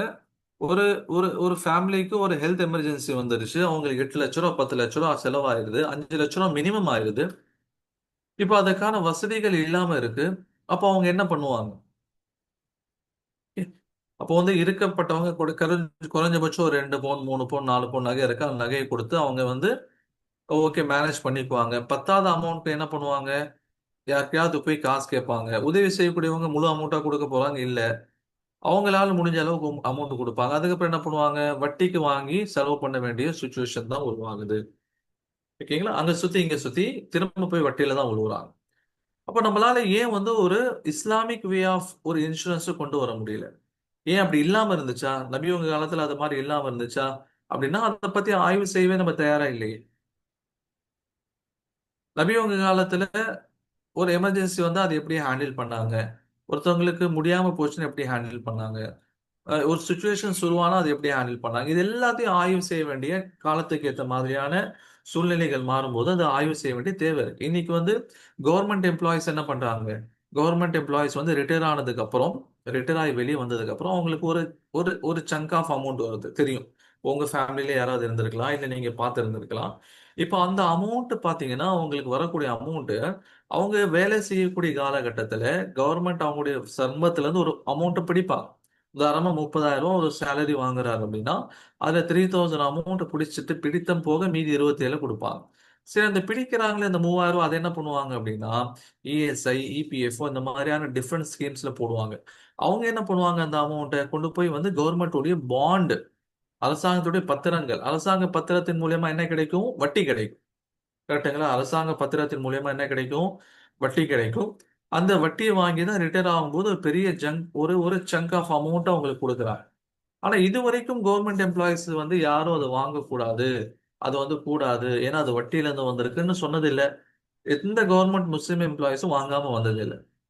ஆனா ஒரு கவர்மெண்ட் வந்து ஒரு ஸ்கீம் லான்ச் பண்ணுது. உதாரணமா அடல் பென்ஷன் யோஜனா ஒரு ஸ்கீம் லான்ச் பண்ணுது. ஓகே, இதை பத்தி நீங்க கேள்விப்பட்டிருக்கீங்களா இல்லையான்னு சொல்லி தெரியல. அடல் பென்ஷன் யோஜனா. அடல் பென்ஷன் யோஜனா அப்படின்னா என்ன? இந்தியால வந்து 18ல இருந்து 40 வயது வரைக்கும் உட்பட்டவர்கள், ஓகே, யாருக்கு வந்து 60 வயசுக்கு மேல மாசம் 1000 ரூபாயில இருந்து 5000 ரூபாய் வரைக்கும் பென்ஷன் வேணும்னு எதிர்பார்க்குறாங்களோ அவங்க மாசம் மாசம் ஒரு அமௌண்ட்டை கான்ட்ரிபியூட் பண்ணணும். ஓகேங்களா? உதாரணமா வந்து ஒருத்தர் வந்து 25 வயசுல இருக்காருன்னு வைங்களேன். இவருக்கு என்ன தோணுது, எனக்கு 60 வயசுக்கு மேல எனக்கு ஒரு 5000 மாசம் மாசம் பென்ஷன் வந்து நல்லா இருக்கும் அப்படின்னா, இவர் என்ன பண்ணுவாரு, எவ்ரி மந்த், ஓகேங்களா, எவ்ரி மந்த் உதாரணத்துக்கு ஒரு 425 ரூபா அமௌண்ட், அவ்வளோ இருக்காது, ஒரு 225 ரூபா அமௌண்ட் தோராயமா என்ன பண்ணுவாருன்னா அவர் மாசம் மாசம் போட்டுட்டே வருவாரு. ஒரு 60 இயர்ஸ்க்கு அப்புறம் அவருக்கு என்ன கிடைக்கும்? 5000 வந்து பென்ஷனா கிடைக்கும். அதே மாதிரி அவர் இறந்துட்டா அவருடைய மனைவிக்கு அதே அமௌண்ட் 5000 என்ன பண்ணும், பென்ஷனா வந்துட்டு இருக்கும். நான் பொதுவாக என்னுடைய ஃபேமிலி மெம்பர்ஸ் கிட்ட, என்னுடைய ஃப்ரெண்ட் சர்க்கிளையும் சொல்றது என்னன்னு சொன்னா, உங்களால இயலாத ஒரு சூழ்நிலை வர்றதுக்கு முன்னாடி அட்லீஸ்ட் மந்த்லி 20K உங்களுக்கு வருமானம் வர மாதிரியான ஒரு சுச்சுவேஷனை உருவாக்கிக்கோங்க. இது யாருக்கு பாசிபிள்? Government எம்ப்ளாயிஸ்க்கு possible. ஏன்னா அவங்க ரிட்டையர் ஆனதுக்கு அப்புறம் அவங்களுக்கு ஒரு பென்ஷன் அப்படின்னு சொல்லி வந்துட்டு இருக்கு. பல கவர்மெண்ட் எம்ப்ளாயிஸ்க்கு வரக்கூடிய பென்ஷன் இன்னைக்கு ஃபுல் டைமா வேலை பார்க்கக்கூடியவங்களுக்கு வரக்கூடிய சம்பளத்தை விட அதிகம். ஓகேங்களா? ஃபுல் டைமா வேலை பார்க்குறவங்களுக்காக வரக்கூடிய சம்பளத்தை விட நிறைய கவர்மெண்ட் எம்ப்ளாயிஸ் வந்து பென்ஷன் வாங்கிட்டு இருக்காங்க. நானே கண்ணு முன்னாடி நிறைய பார்த்துருக்கேன். ஓகே, இப்போ நம்ம வந்து ஒரு 20Kவாவது, உங்களுக்கு 55 வயசு ஆயிருச்சு, அப்போ உங்களால வந்து ரொம்ப முடியல, உடம்பு முடியாம போயிருது. அப்போ மாசம் வந்து நீங்க ஒரு 7000 8000 மருந்துக்காக செலவு பண்ணணும். அதே மாதிரி உங்க ஃபுட்டுக்காக யாரும் இண்டிபெண்டா இருக்கணும், யாரும் டிபெண்ட் பண்ணி இருக்க கூடாதுன்னா ஒரு 20,000 ரெடி பண்ணிக்கோங்க அப்படி சொல்றாரு. அப்ப இந்த 5K உடைய பென்ஷன் ஸ்கீம்ல சேரலாமா? ஓகே, இதுல வந்து முதல்ல ஷரியா ரீதியா கூடுமா இல்லையா அப்படிங்கிறது ரெண்டாவது பட்சம். முதல்ல இதை பத்தியான ஒரு நாலேஜே நிறைய பேருக்கு கிடையாது. இப்படி ஒரு ஸ்கீம் இருக்கு அப்படிங்கிற நாலேஜ் இல்லை. நாலேஜ் இருந்தா தானே தன்னோட இமாம்கள் கிட்ட போய் கேட்பாங்க, அவங்க இந்த மாதிரி ஒரு ஸ்கீம் இருக்கு, இதுல போய் சேரலாமா இல்லையான்ட்டு. நிறைய பேருக்கு என்ன நடக்குதுங்கிறதே தெரியல. ஏன்னா வந்து ஒரு ப்ரீ பிளான்டு அவங்களுக்கு ஒரு ஃபினான்ஷியலா ஒரு ப்ரீ பிளான்டு அவங்களுக்கு ப்ரோக்ராமே அவங்க கிட்ட இல்லை. ஓகேங்களா? இப்ப நான் ஸ்டாக் மார்க்கெட்டை பர்டிகுலரா ஏன் எடுத்திருக்கேன் அப்படின்னு சொன்னா, இதுல தான் எனக்கு ஷரியா ரீதியாக 50-50 பர்மிஷன் கிடைச்சிருக்கு. 50-50 பர்மிஷன் என்ன இருக்கும்னா 50% கூடும், 50% கூடாது. ஓகே, இந்த ஸ்டாக் மார்க்கெட்டை தாண்டி மத்த எத்தனை இன்வெஸ்ட்மெண்ட் ஆப்ஷன் இருக்கும், ஆன்லைன் இன்வெஸ்ட்மெண்ட் ஆப்ஷன் இருக்கும். உதாரணமா வந்து கிரிப்டோ கரன்சி இருக்கு. ரெண்டாவது வந்து கமாடிட்டி ட்ரேடிங் இருக்குது. மூணாவது வந்து பார்த்தீங்கன்னு சொன்னா ஃபாரெக்ஸ் ட்ரேடிங் இருக்குது. இது எல்லாத்தையும் பத்தி நம்ம பின்னாடி வந்து கொஞ்சம் கொஞ்சமா டிஸ்கஸ் பண்ணுவோம். இப்ப இது எல்லாத்துலயும் பார்த்தீங்கன்னு சொன்னா இன்வெஸ்ட்மெண்ட் பண்றதுக்கான ஒரு முகாந்திரம் இருக்கிற மாதிரியே தெரியல. நான் எதிர்பார்க்கிறேன், இருக்கணும்னு சொல்லி எதிர்பார்க்கிறேன், ஆனா இருக்கிற மாதிரி தெரியல. ஏன் இருக்கணும்னு எதிர்பார்க்கிறேன்? ஏன்னா இந்த சமயத்துல வந்து குரூட் ஆயிலுடைய ரேட் ஏறிட்டு இருக்கு. ஓகேங்களா? ஜஸ்ட் மார்ச் 1 ஒட்டி அல்லது மார்ச் 1க்கு முன்னாடி பார்த்தீங்கன்னு சொன்னா குரூட் ஆயிலுடைய பிரைஸ் வந்து அரௌண்ட் $70 இருந்துச்சு. அதிகபட்சமா $70 பெர் பேரல். இன்னைக்கு பார்த்தீங்கன்னு சொன்னா $117 போயிருச்சு. எது வரைக்கும் இது ஏறிட்டு இருக்கும்? எது வரைக்கும் மிடில் ஈஸ்ட்ல கான்ஃபிளிக்ட் இருந்துட்டு இருக்குமோ அது வரைக்கும் ஏறிட்டு இருக்கும். அப்ப எனக்கு இங்க ஒரு ஆப்பர்ச்சுனிட்டி கிளியரா தெரியுது. ஆனா என்னால அங்க இன்வெஸ்ட் பண்ண முடியல. ஆக அது அனுமதிக்கப்பட்டதுங்கிற மாதிரியான ஒரு சுச்சுவேஷன்ஸ் இன்னும் உருவாகல. அதனால என்னால இன்னும் அங்க போக முடியல. ஓகேங்களா? அப்போ நம்ம வந்து மல்டிபிள் ஆப்ஷன்ஸ் பார்க்கணும். இன்னைக்கு இருக்கக்கூடிய சூழ்நிலையில என்னுடைய ஒரு இன்கம் மட்டும் எனக்கு போதுமா? என்னுடைய ஒரு இன்கம் வச்சு என்னால ஃபேமிலி ரன் பண்ண முடியுமா? எனக்கு வந்து இன்னொரு பாசிவ் இன்கம் எனக்கு வர்றதுக்கு வாய்ப்புகள் இருக்கா? நாளைக்கு ஒரு மெடிக்கல் எமர்ஜென்சி வந்துட்டா நான் என்ன பண்றது? என்னுடைய ஃபேமிலியோடைய சுச்சுவேஷன்ஸ் என்னன்னா அன்ஃபார்ச்சுனேட்லி இறந்துட்டா தவக்கல் தொழிலாக தான் நம்ம போக போகிறோம். அப்போ என்னுடைய ஃபேமிலிக்காக நான் என்ன பிளான் பண்ணி வச்சுட்டு போகிறேன், இந்த மாதிரியான விஷயங்கள் எல்லாத்தையும் பிளான் பண்ணுறோம். பார்த்தீங்கன்னா டைவர்சிஃபைடு போர்ட்ஃபோலியோ. ஓகேங்களா? ஜஸ்ட் சும்மா வந்து ஸ்டாக் மார்க்கெட்ல மட்டும் நிறைய ஸ்டாக்ஸ் வாங்குறது டைவர்சிஃபை கிடையாது. நம்முடைய ஒட்டுமொத்த ப்ரோக்ராமையும் டைவர்சிஃபை பண்ணணும். இன்க்ளூடிங் நான் எந்த அளவுக்கு சொல்லுவேன்னா, என்னுடைய ஹெல்த்தை நான் பார்த்துக்கிறது கூட இது வந்து பார்ட் ஆஃப் எக்கனாமிக் ப்ரோக்ராம் தான். எனக்கு வந்து நோய் நொடி வராம நான் பார்த்துக்கிறதும் it's a part of economic program. எனக்கு நோய் நொடி வராம இருக்கணுங்கிறதுக்காக நான் என்ன பண்றேன், என்னுடைய ஃபாஸ்டிங். ஓகேங்களா? மாசம் 3 நாள் நான் நோன்பு வைக்கிறேன். ஏன்னா இன்னைக்கு உலகத்திலே சிறந்த மருந்துன்னு என்ன சொல்றாங்க, சாப்பிடாம இருக்கிறது தான். ஓகேங்களா? நம்ம சாப்பாடுங்கிறது இன்னைக்கு அத்தியாவசியம் போய் இன்னைக்கு ஆடம்பரமா ஆயிருச்சு. அதே மாதிரி இன்னைக்கு வந்து சத்துள்ள ஊட்டச்சத்துக்குள்ள பொருட்கள்லாம் போயிட்டு இன்னைக்கு வந்து ஜங்க் ஃபுட் தான் அதிகமா நம்முடைய ஃபுட்ல கலக்க ஆரம்பிக்குது. அதனால என்னுடைய ஹெல்த்தை நான் ப்ராப்பரா பார்த்துக்கிறதுக்கு பெஸ்ட் சொல்யூஷன் என்ன, நான் என்னுடைய உடம்ப வருத்திக்காம இருக்கிறது. அதான் சொல்லுவாங்க இன்டர்மீடியட் ஃபாஸ்டிங்னு சொல்லுவாங்க. நீங்க ஈவினிங் 6 o'clock சாப்பிட நிப்பாட்டிட்டு அடுத்த நாள் மார்னிங் 6 o'clock 12 மணி நேரம் டைம் கொடுத்தீங்கன்னா நம்முடைய பாடியே நம்முடைய உடம்புல இருக்கக்கூடிய இர்ரெகுலாரிட்டிஸ் சரி பண்ணிடும் அப்படின்னு சொல்லுவாங்க. ஓகே, அப்ப நிறைய நடக்கணும், நிறைய சைக்கிள் ஓட்டணும். இன்னைக்கு நிறைய வண்டி ஓட்டுற பழக்கம் வந்துருச்சு. இன்னைக்கு சிட்டில இருக்கக்கூடியவங்களுக்கு பொல்யூஷன் ஒரு ப்ராப்ளம். இப்ப நிறைய நம்மளை சுத்தி நடக்கும்போது அதுல இருந்து நம்ம எப்படி தப்பிக்கிறது? ஓகேங்களா? அது மாதிரியான விஷயங்கள் எல்லாமே வந்து டைவர்சிஃபைடு போர்ட்ஃபோலியோல வந்துடும். இதெல்லாம் வந்து ரொம்ப காமனான ஒரு காம்ப்ரிஹென்சிவான டாபிக்ஸ். ஓகே, எங்கெல்லாம் சந்தர்ப்பம் கிடைக்குதோ அதை பத்தியும் நம்ம அங்க பேசிக் கோர்ஸ்ல நம்ம பேசுவோம். அதே மாதிரி டெரிவேட்டிவ்ஸ் இன்னைக்கு வந்து எஃப் அண்ட் ஓ அப்படிங்கிற ஒன்று இருக்குது. ஸ்டாக் மார்க்கெட்ல எஃப் அண்ட் ஓன்னு சொல்லி ஃபியூச்சர்ஸ் அண்ட் ஆப்ஷன்ஸ் இருக்கு. இந்த எஃப் அண்ட் ஓ எவ்வளவு பவர்ஃபுல்னா, உங்களை வந்து 1 lakh இன்வெஸ்ட் பண்ணக்கூடிய உங்களுக்கு ஒரே வாரத்துல 1 lakh கொடுக்கக்கூடிய அளவுக்கு இது பவர்ஃபுல். யோசிச்சு பாருங்க, 1 lakh இன்வெஸ்ட் பண்றீங்க, அப்படியே டபுள் ஆகுது, அப்படியே அதே மடங்கு ப்ராஃபிட் கிடைக்குது. அதே நேரத்துல உங்களுடைய இந்த 1 lakh ஜீரோ ஆக்குறதுக்கு கூட இது கிட்ட பவர் இருக்கு. ஓகேங்களா? எஃப் அண்ட் ஓ அப்படிங்கிறது ஆக்சுவலி இது வந்து ஒரு சூதாட்டம். ஓகேங்களா? நிறைய முஸ்லிம்ஸ் வந்து ஸ்டாக் மார்க்கெட்ல இருக்காங்க. அவங்க இந்த எஃப் அண்ட் ஓ பண்ணிட்டு இருக்காங்க. எஃப் அண்ட் ஓ எப்படி நீங்க பண்றீங்க, எனக்கு ஆச்சரியமா இருக்கு. ஓகே, இப்போ ஒரு ஆஸ் ஏ முஸ்லீம் ட்ரேடரா நம்ம இதையும் கவனிக்குமா இல்லையா? இஸ்லாமிக் வே ஆஃப் கைட்லைன்ஸையும் நம்ம கவனிக்கணும். சூதாட்டம் அப்படிங்கிறது சூதாடி ஜெயிச்சவங்க வாழ்ந்தவங்க அப்படிங்கிறது ரொம்ப ரேரா தான் இருக்கும். ஓகே, இப்போ செவியுடைய கைட்லைன்ஸே கொடுப்பாங்க. என்ன கொடுப்பாங்க செவியுடைய கைட்லைன்ஸ்ல? இந்த எஃப் அண்ட் ஓ பண்ணக்கூடியவங்க ரொம்ப கேர்ஃபுல்லா இருங்க. ஏன்னா 9 out of 10 20ல சாரி 10ல வருதுன்ட்டு இருந்தாலும் நிறைய பேர் பண்ணிட்டு இருக்காங்க.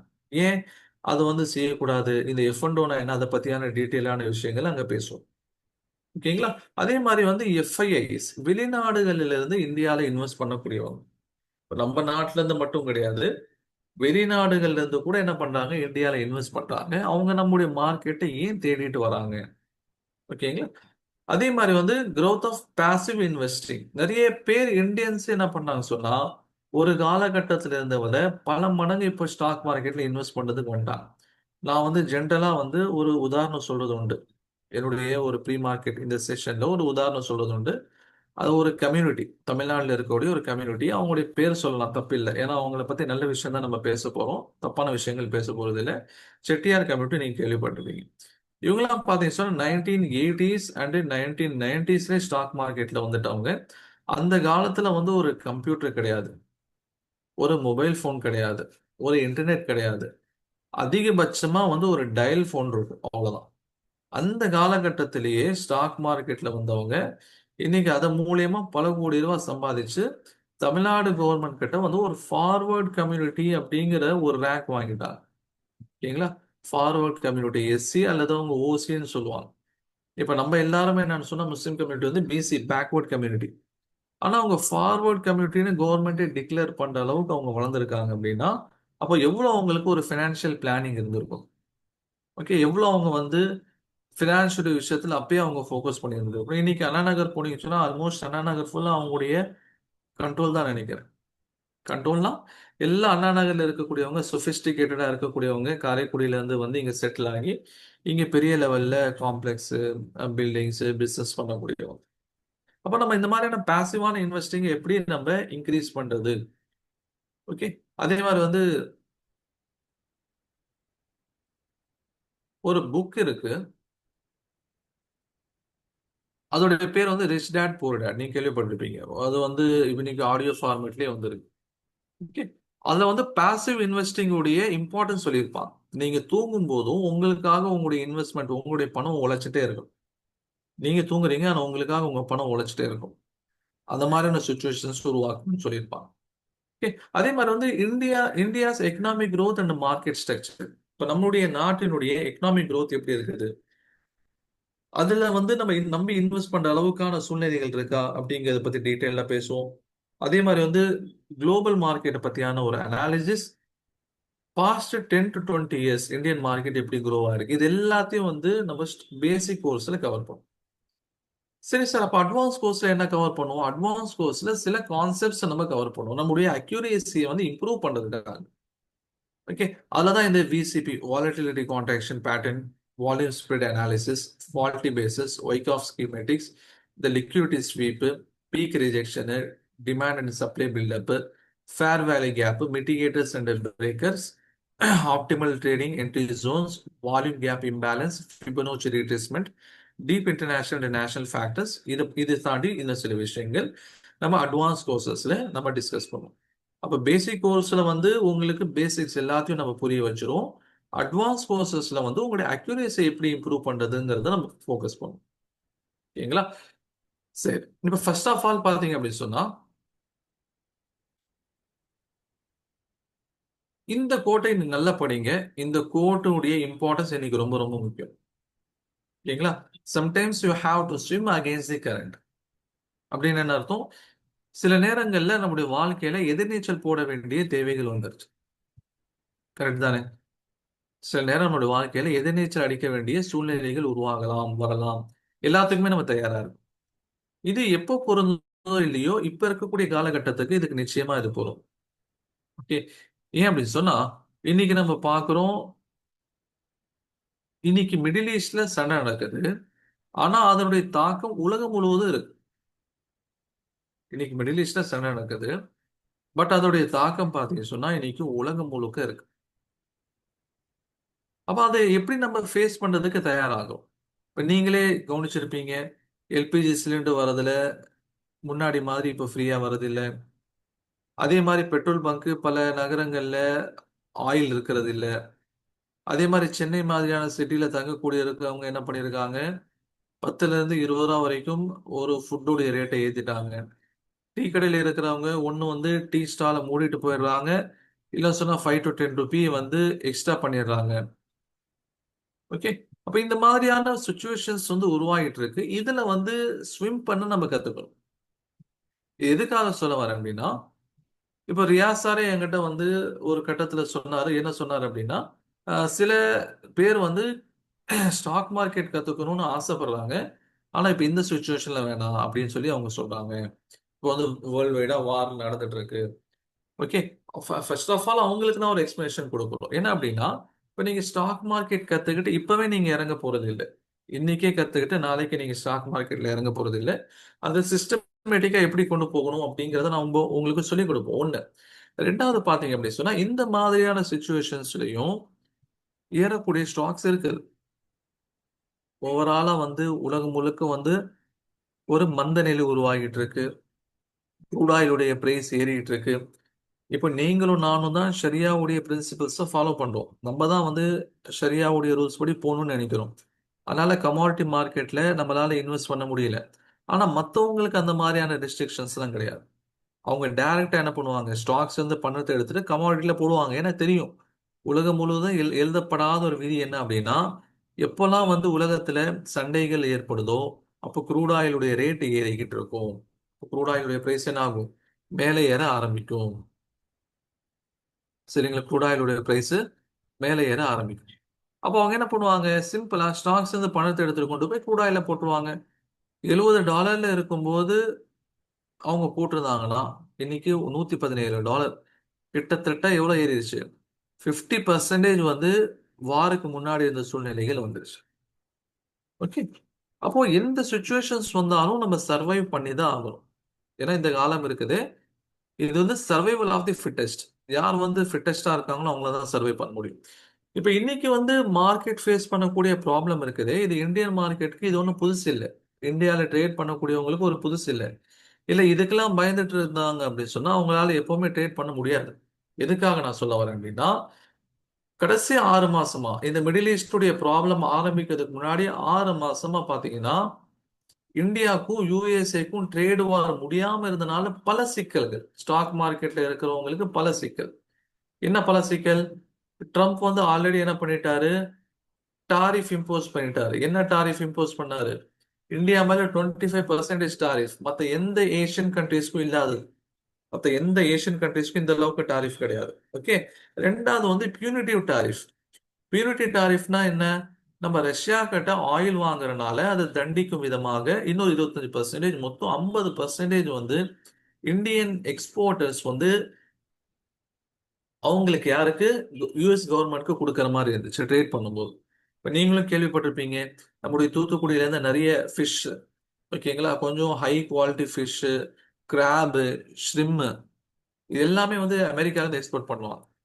ஓகேங்களா, நம்ம மீன் வகையா இருக்கட்டும், அதே மாதிரி வந்து நண்டு வகையா இருக்கட்டும், அதே மாதிரி வந்து ஷ்ரிம்னா என்ன சொல்றது, இந்த இறால் வகைகள், ராட்சச இறால், இதெல்லாம் வந்து கொஞ்சம் ஹை குவாலிட்டி, அவங்களால தான் அஃபோர்ட் பண்ண முடியுங்கிறதுனால எக்ஸ்போர்ட் பண்ணிடுவாங்க. இப்ப நமக்கு சாப்பிடக்கூடிய நாம ஃபிஷ்ஷுங்கிறது நார்மலாக நம்முடைய பகுதிகளில் கிடைக்கக்கூடிய ஃபிஷ்ஷு. ஹை குவாலிட்டி ஃபிஷ் எல்லாத்தையும் அங்கே எக்ஸ்போர்ட் பண்ணிட்டு இருந்தாங்க. பட் இவ்வளோ பெரிய டாரிஃப் போட்டனால எந்தெந்த நிறுவனங்கள் அமெரிக்காவுக்கு எக்ஸ்போர்ட் பண்ணிட்டு இருந்தாங்களோ அவங்க கடுமையாக பாதிக்கப்பட்டாங்க. ஓகே, நான் சொல்றது தூத்துக்குடியிலேருந்து ஏற்றுமதி பண்ண ஃபிஷ் மட்டும் கிடையாது, திருப்பூர்ல இருந்து போன ஜவுளி ஆடைகளும் கூட. ஓகே, ஜவுளி ஆடைகள் திருப்பூர்ல இருந்து எது அமெரிக்காவுக்கு எக்ஸ்போர்ட் ஆயிருந்துச்சோ அவங்களுக்கும் இதே நிலைமை தான். அதே மாதிரி இந்தியன் ஆட்டோ பார்ட்ஸ் எதெல்லாம் வந்து அமெரிக்காவுக்கு எக்ஸ்போர்ட் ஆயிட்டு இருந்ததோ அவங்களுக்கு இதே நிலைமை தான். இந்தியால இருந்து மருந்து நிறுவனங்கள் போயிட்டு இருந்துச்சு பாத்தீங்களா, அவங்களுக்கு மட்டும் எக்ஸெப்ஷன் கொடுத்தாங்க. ஏன் அப்படின்னு சொன்னா, மருந்து நிறுவனங்கள் மேல டாக்ஸ் பே பண்ணணும்னு சொன்னா, மருந்து நிறுவனங்கள்ல யுஎஸ் கவர்மெண்ட் வந்து இந்த மாதிரியான அதிகப்படியான வரி போட்டாங்கன்னா மருந்தினுடைய விலைகள் அதிகமாயிரும். அப்போ அவங்க ஊர்ல வந்து நம்மள மாதிரி ஒரு கவர்மெண்ட் ஹாஸ்பிட்டல்ஸ் கிடையாது. ஓகேங்களா, ஒரு சின்ன சின்ன விஷயங்களுக்கு நம்ம ஃப்ரீயா போய் மருந்து வாங்கிக்கலாம், டெஸ்ட் பண்ணிக்கலாங்கிற மாதிரியோ, அல்லது வந்து ஒரு 10 நாள் 20 நாள் போய் கவர்மெண்ட் ஹாஸ்பிட்டல்ல படுத்துக்கலாங்கிற மாதிரி ஒரு ஃபெசிலிட்டிலாம் இல்லை. எல்லாமே அங்க வந்து பிரைவேட் தான். ஓகேங்களா, அப்போ அந்த மருந்தெல்லாம் வந்து விலை அதிகமாயிரும்ட்டு இதுக்கு எக்ஸெப்ஷன் கொடுத்தாங்க. இப்ப இந்த செக்டார் மட்டும் தப்பிச்சிருச்சு. அப்போ அந்த சமயத்துல ட்ரேட் பண்ணிட்டு எங்களுடைய ஸ்டூடெண்ட்ஸ்க்கு நாங்க என்ன சொல்லியிருந்தோம்னா, நீங்க வந்து ஃபார்மா செக்டார்ல ஃபோக்கஸ் பண்ணுங்க. ஏன்னா யூஎஸ் டாரிஃப்னால பாதிக்கப்படாத ஒரு செக்டர் இருக்குன்னு சொன்னா அது ஃபார்மா செக்டர் தான். ஓகே, ஃபுட் எக்ஸ்போர்ட் பாதிக்கப்பட்டுருச்சு, டெக்ஸ்டைல் அண்ட் அப்பேரல்ஸ் பாதிக்கப்பட்டுருச்சு, ஆட்டோ பார்ட்ஸ் பாதிக்கப்பட்டுருச்சு, ஆனா இது தப்பிச்சிருச்சு. அப்போ கடைசி 6 மாசமா இந்த பிரச்சனை போயிட்டு இருந்துச்சு. இப்ப இந்த பிரச்சனையில த்ரைவ் பண்ணிட்டு வந்தோம். இந்த பிரச்சனை என்ன பண்ணிட்டு வந்தோம் சொன்னா த்ரைவ். த்ரைவ்னா என்ன அர்த்தம்? இந்த 6 மாசம் போயிட்டு இருந்த பிரச்சனையில ஸ்டாக் மார்க்கெட் அது பாதிக்கும் போது அதுல இருந்து எப்படி வெளியே வருதுன்னு சொல்லி நம்ம பார்த்துட்டு இருந்தோம். அதுல இருந்து வெளியே வந்துட்டு இருந்தோம். ஒன்ஸ் இந்த ட்ரேட் டீல் சைன் ஆனதுக்கு அப்புறம் ஓவரால் மார்க்கெட் நல்லா ஏற ஆரம்பிச்சிருச்சு. எந்தெந்த நிறுவனங்கள் பாதிக்கப்பட்டிருந்துச்சோ அது என்ன ஆயிடுச்சு, ஓவராலா வந்து ஏற ஆரம்பிச்சிருச்சு. அதுக்கப்புறம் பாத்தீங்கன்னா ஒரு கட்டத்துல வந்து கோல்டுடைய ரேட் வந்து தாறுமாற ஏற ஆரம்பிச்சிருச்சு. கோல்டுடைய ரேட் வந்து தாறுமாற ஏற ஆரம்பிச்சிருச்சு. 2016 ஆரம்பத்துல ஜனவரி மாசத்துலாம் பாத்தீங்க சொன்னா, you invested $1,000 in gold, today ஒரு இன்வெஸ்ட்மெண்ட் இஸ் ஒர்த் 1,500. இது வந்து ஜனவரி 1ஆம் தேதி வந்த news. That's a profit of $500. நீங்க ₹100 கோல்டு இன்வெஸ்ட் பண்ணிருந்தீங்க சொன்னா ஒரு வருஷத்துல அந்த கோல்டு வந்து 100ல இருந்து 150 போயிடுச்சு, 50%. ஓகே, ஏன் இவ்வளவு ஏற ஆரம்பிக்குது? எல்லாரும் ஏறுதுன்னு நம்புறாங்க, ஏன் ஏற ஆரம்பிக்குது? அந்த ப்ராப்ளத்தை கவனிக்காம விட்டாங்க. ஓகே, அந்த காரணத்தை அலசும். ஒன்றும் ஏறுதுன்னு சொன்னா சரி, ஏறுதுன்னு நம்ம கண்மூடிட்டுலாம் வாங்கக்கூடாது. ஏன் ஏறுதுங்கிறத அனலைஸ் பண்ணணும். RBI, India's RBI, reserve bank of India added more gold to its reserves this year. ஓகேங்களா, அதே மாதிரி ரிப்போர்ட் என்ன சொல்லுது? India's US government bond holding drop. Trump வந்ததுக்கு அப்புறம் என்ன பண்ணிட்டாங்க, எல்லா கவர்மெண்ட்டும் அவங்க வந்து எக்ஸ்ட்ரா பணம் இருக்கும்போது, இப்போ நீங்க உங்ககிட்ட எக்ஸ்ட்ரா பணம் இருந்தா என்ன பண்ணுவீங்க? நீங்க வந்து கோல்டு வாங்கி வைப்பீங்க. வீட்டில் இருக்கக்கூடிய அத்தியாவசிய பொருள்லாம் இருக்குது, அதை தாண்டி கொஞ்சம் பணம் வருது, என்ன பண்ணுவீங்க? ஒரு இடம் வாங்குவீங்க, கரெக்டுங்களா? லேண்ட் வாங்கி வைப்பீங்க, இல்லை கோல்டு வாங்கி இருப்பீங்க. இது ஜென்ரலா ஒரு இண்டிவிஜுவல் ஃபேமிலி பண்றது. இதே கவர்மெண்ட் என்ன பண்ணும் அப்படின்னு சொன்னா, கவர்மெண்ட் வந்து யுஎஸ் உடைய ட்ரெஷரி பாண்ட் வாங்குவாங்க. யுஎஸ் உடைய ட்ரெஷரி பாண்ட் அப்படின்னா என்னது? ஒவ்வொரு அரசாங்கத்தினுடைய கடன் பத்திரங்களுக்கும் ஒரு ரேட்டிங் இருக்கும். அமெரிக்க அரசாங்கத்துடைய கடன் பத்திரங்களுக்கான ரேட்டிங் என்ன? Triple A. ட்ரிபிள் ஏன்னா என்ன அர்த்தம்? இவங்க கிட்ட நீங்க வந்து கடன் கொடுத்தீங்கன்னா, இவங்க வந்து உங்க கடனை திருப்பி கொடுக்கறதுக்கான வாய்ப்புகள் 100% இருக்கு, ஏமாத்த மாட்டாங்க அப்படின்னு அர்த்தம்.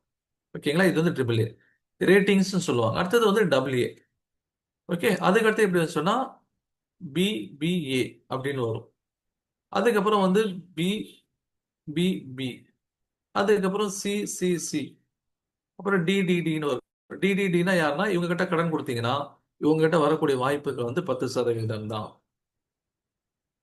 சரிங்களா? சில சில நாடுகள், ஸ்திரத்தன்மை இல்லாத நாடுகள் இருக்குமா இல்லையா? ஒரு கட்டத்துல ஸ்ரீலங்காக்கு அந்த மாதிரி கொடுத்தாங்க. ஸ்ரீலங்காவுடைய பிரசிடென்ட் நாட்டை விட்டு வெளியே விடும்போது அவங்களுக்கு இந்த மாதிரியான ஒரு ரேட்டிங் கொடுத்திருந்தாங்க. அதே மாதிரி ஜிம்பாப்வே அரசு கேட்குது, கடன் கொடுங்க, நாங்க வட்டி தரோம். கேட்டா நீங்க போய் கொடுப்பீங்களா? அமெரிக்கா கொடுப்பீங்களா? ஜிம்பாப்வே கொடுப்பீங்களா? ஏன்னா ஜிம்பாப்வேங்கிறது ஒரு பொலிட்டிக்கலா ஸ்டேபிள் கவர்மெண்ட் கிடையாது. அங்க அடிக்கடி வந்து மிலிட்ரி கூப் நடக்குது ஆப்பிரிக்கால. திடீர்னு கவர்மெண்ட் கோத்துட்டு வேற யாராவது வந்துடுறாங்க. அப்ப அமெரிக்கன் கவர்மெண்ட்டுடைய பாண்ட்ல என்ன பண்ணுவாங்கன்னா, பெரும்பாலான நாடுகள் எக்ஸ்ட்ரா காசு இருக்கும்போது இன்வெஸ்ட் பண்ணி வைப்பாங்க.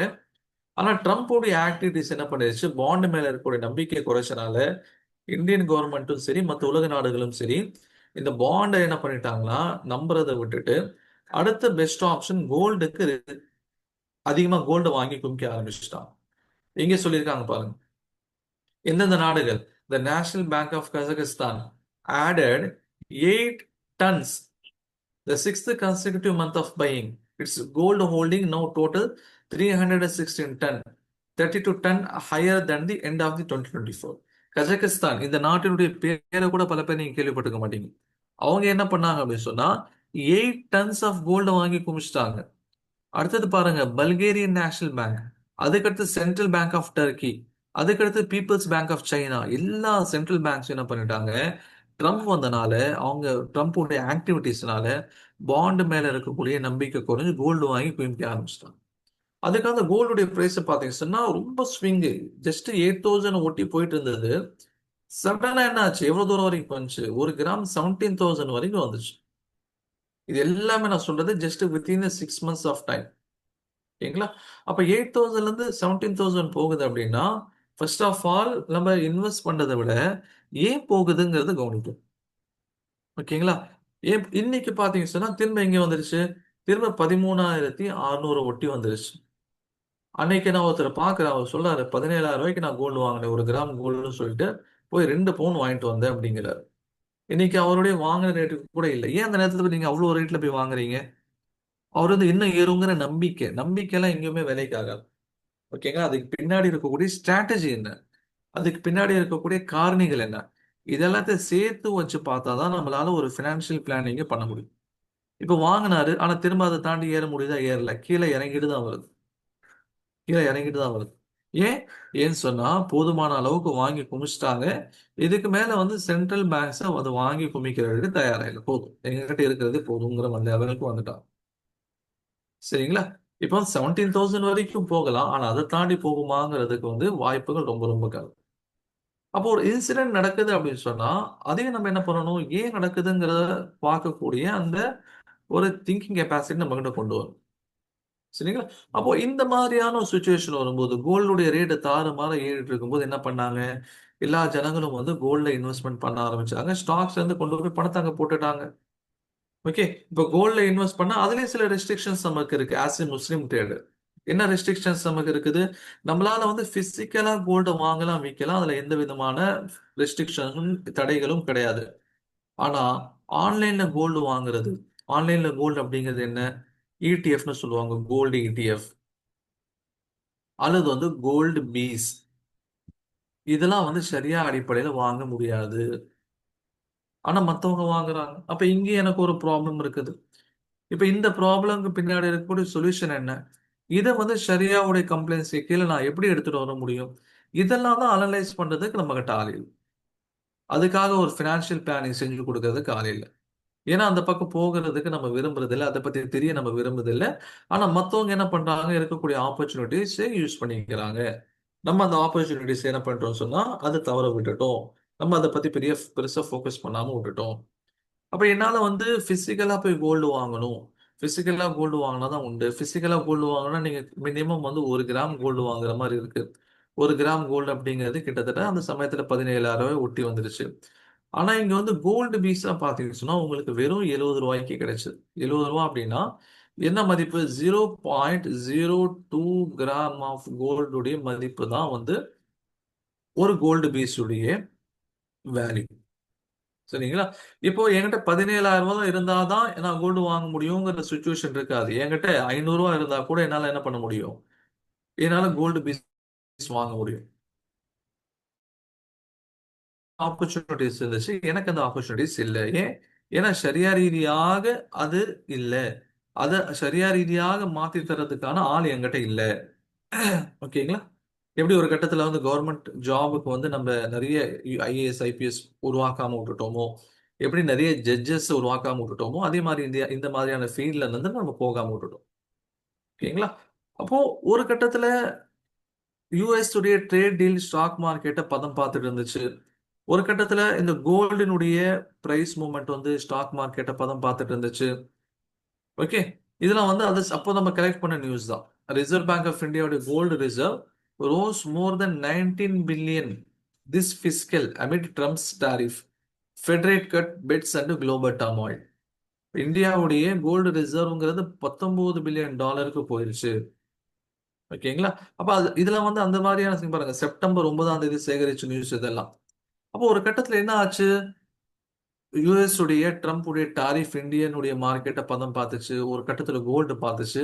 அதே மாதிரி இந்த சமயத்துல மிடில் ஈஸ்ட் வார் நம்மளுடைய மார்க்கெட்டை பதம் பார்த்துட்டு இருக்கு. ஓகேங்களா? Strait of Hormuz blockade amid the Iran war has pushed global energy prices. இன்னைக்கு வந்து குளோபல் எனர்ஜியில வந்து நம்ம கிட்ட கிடைக்கிறதுக்கே ஒரு குதிரை கொம்பா இருக்கு.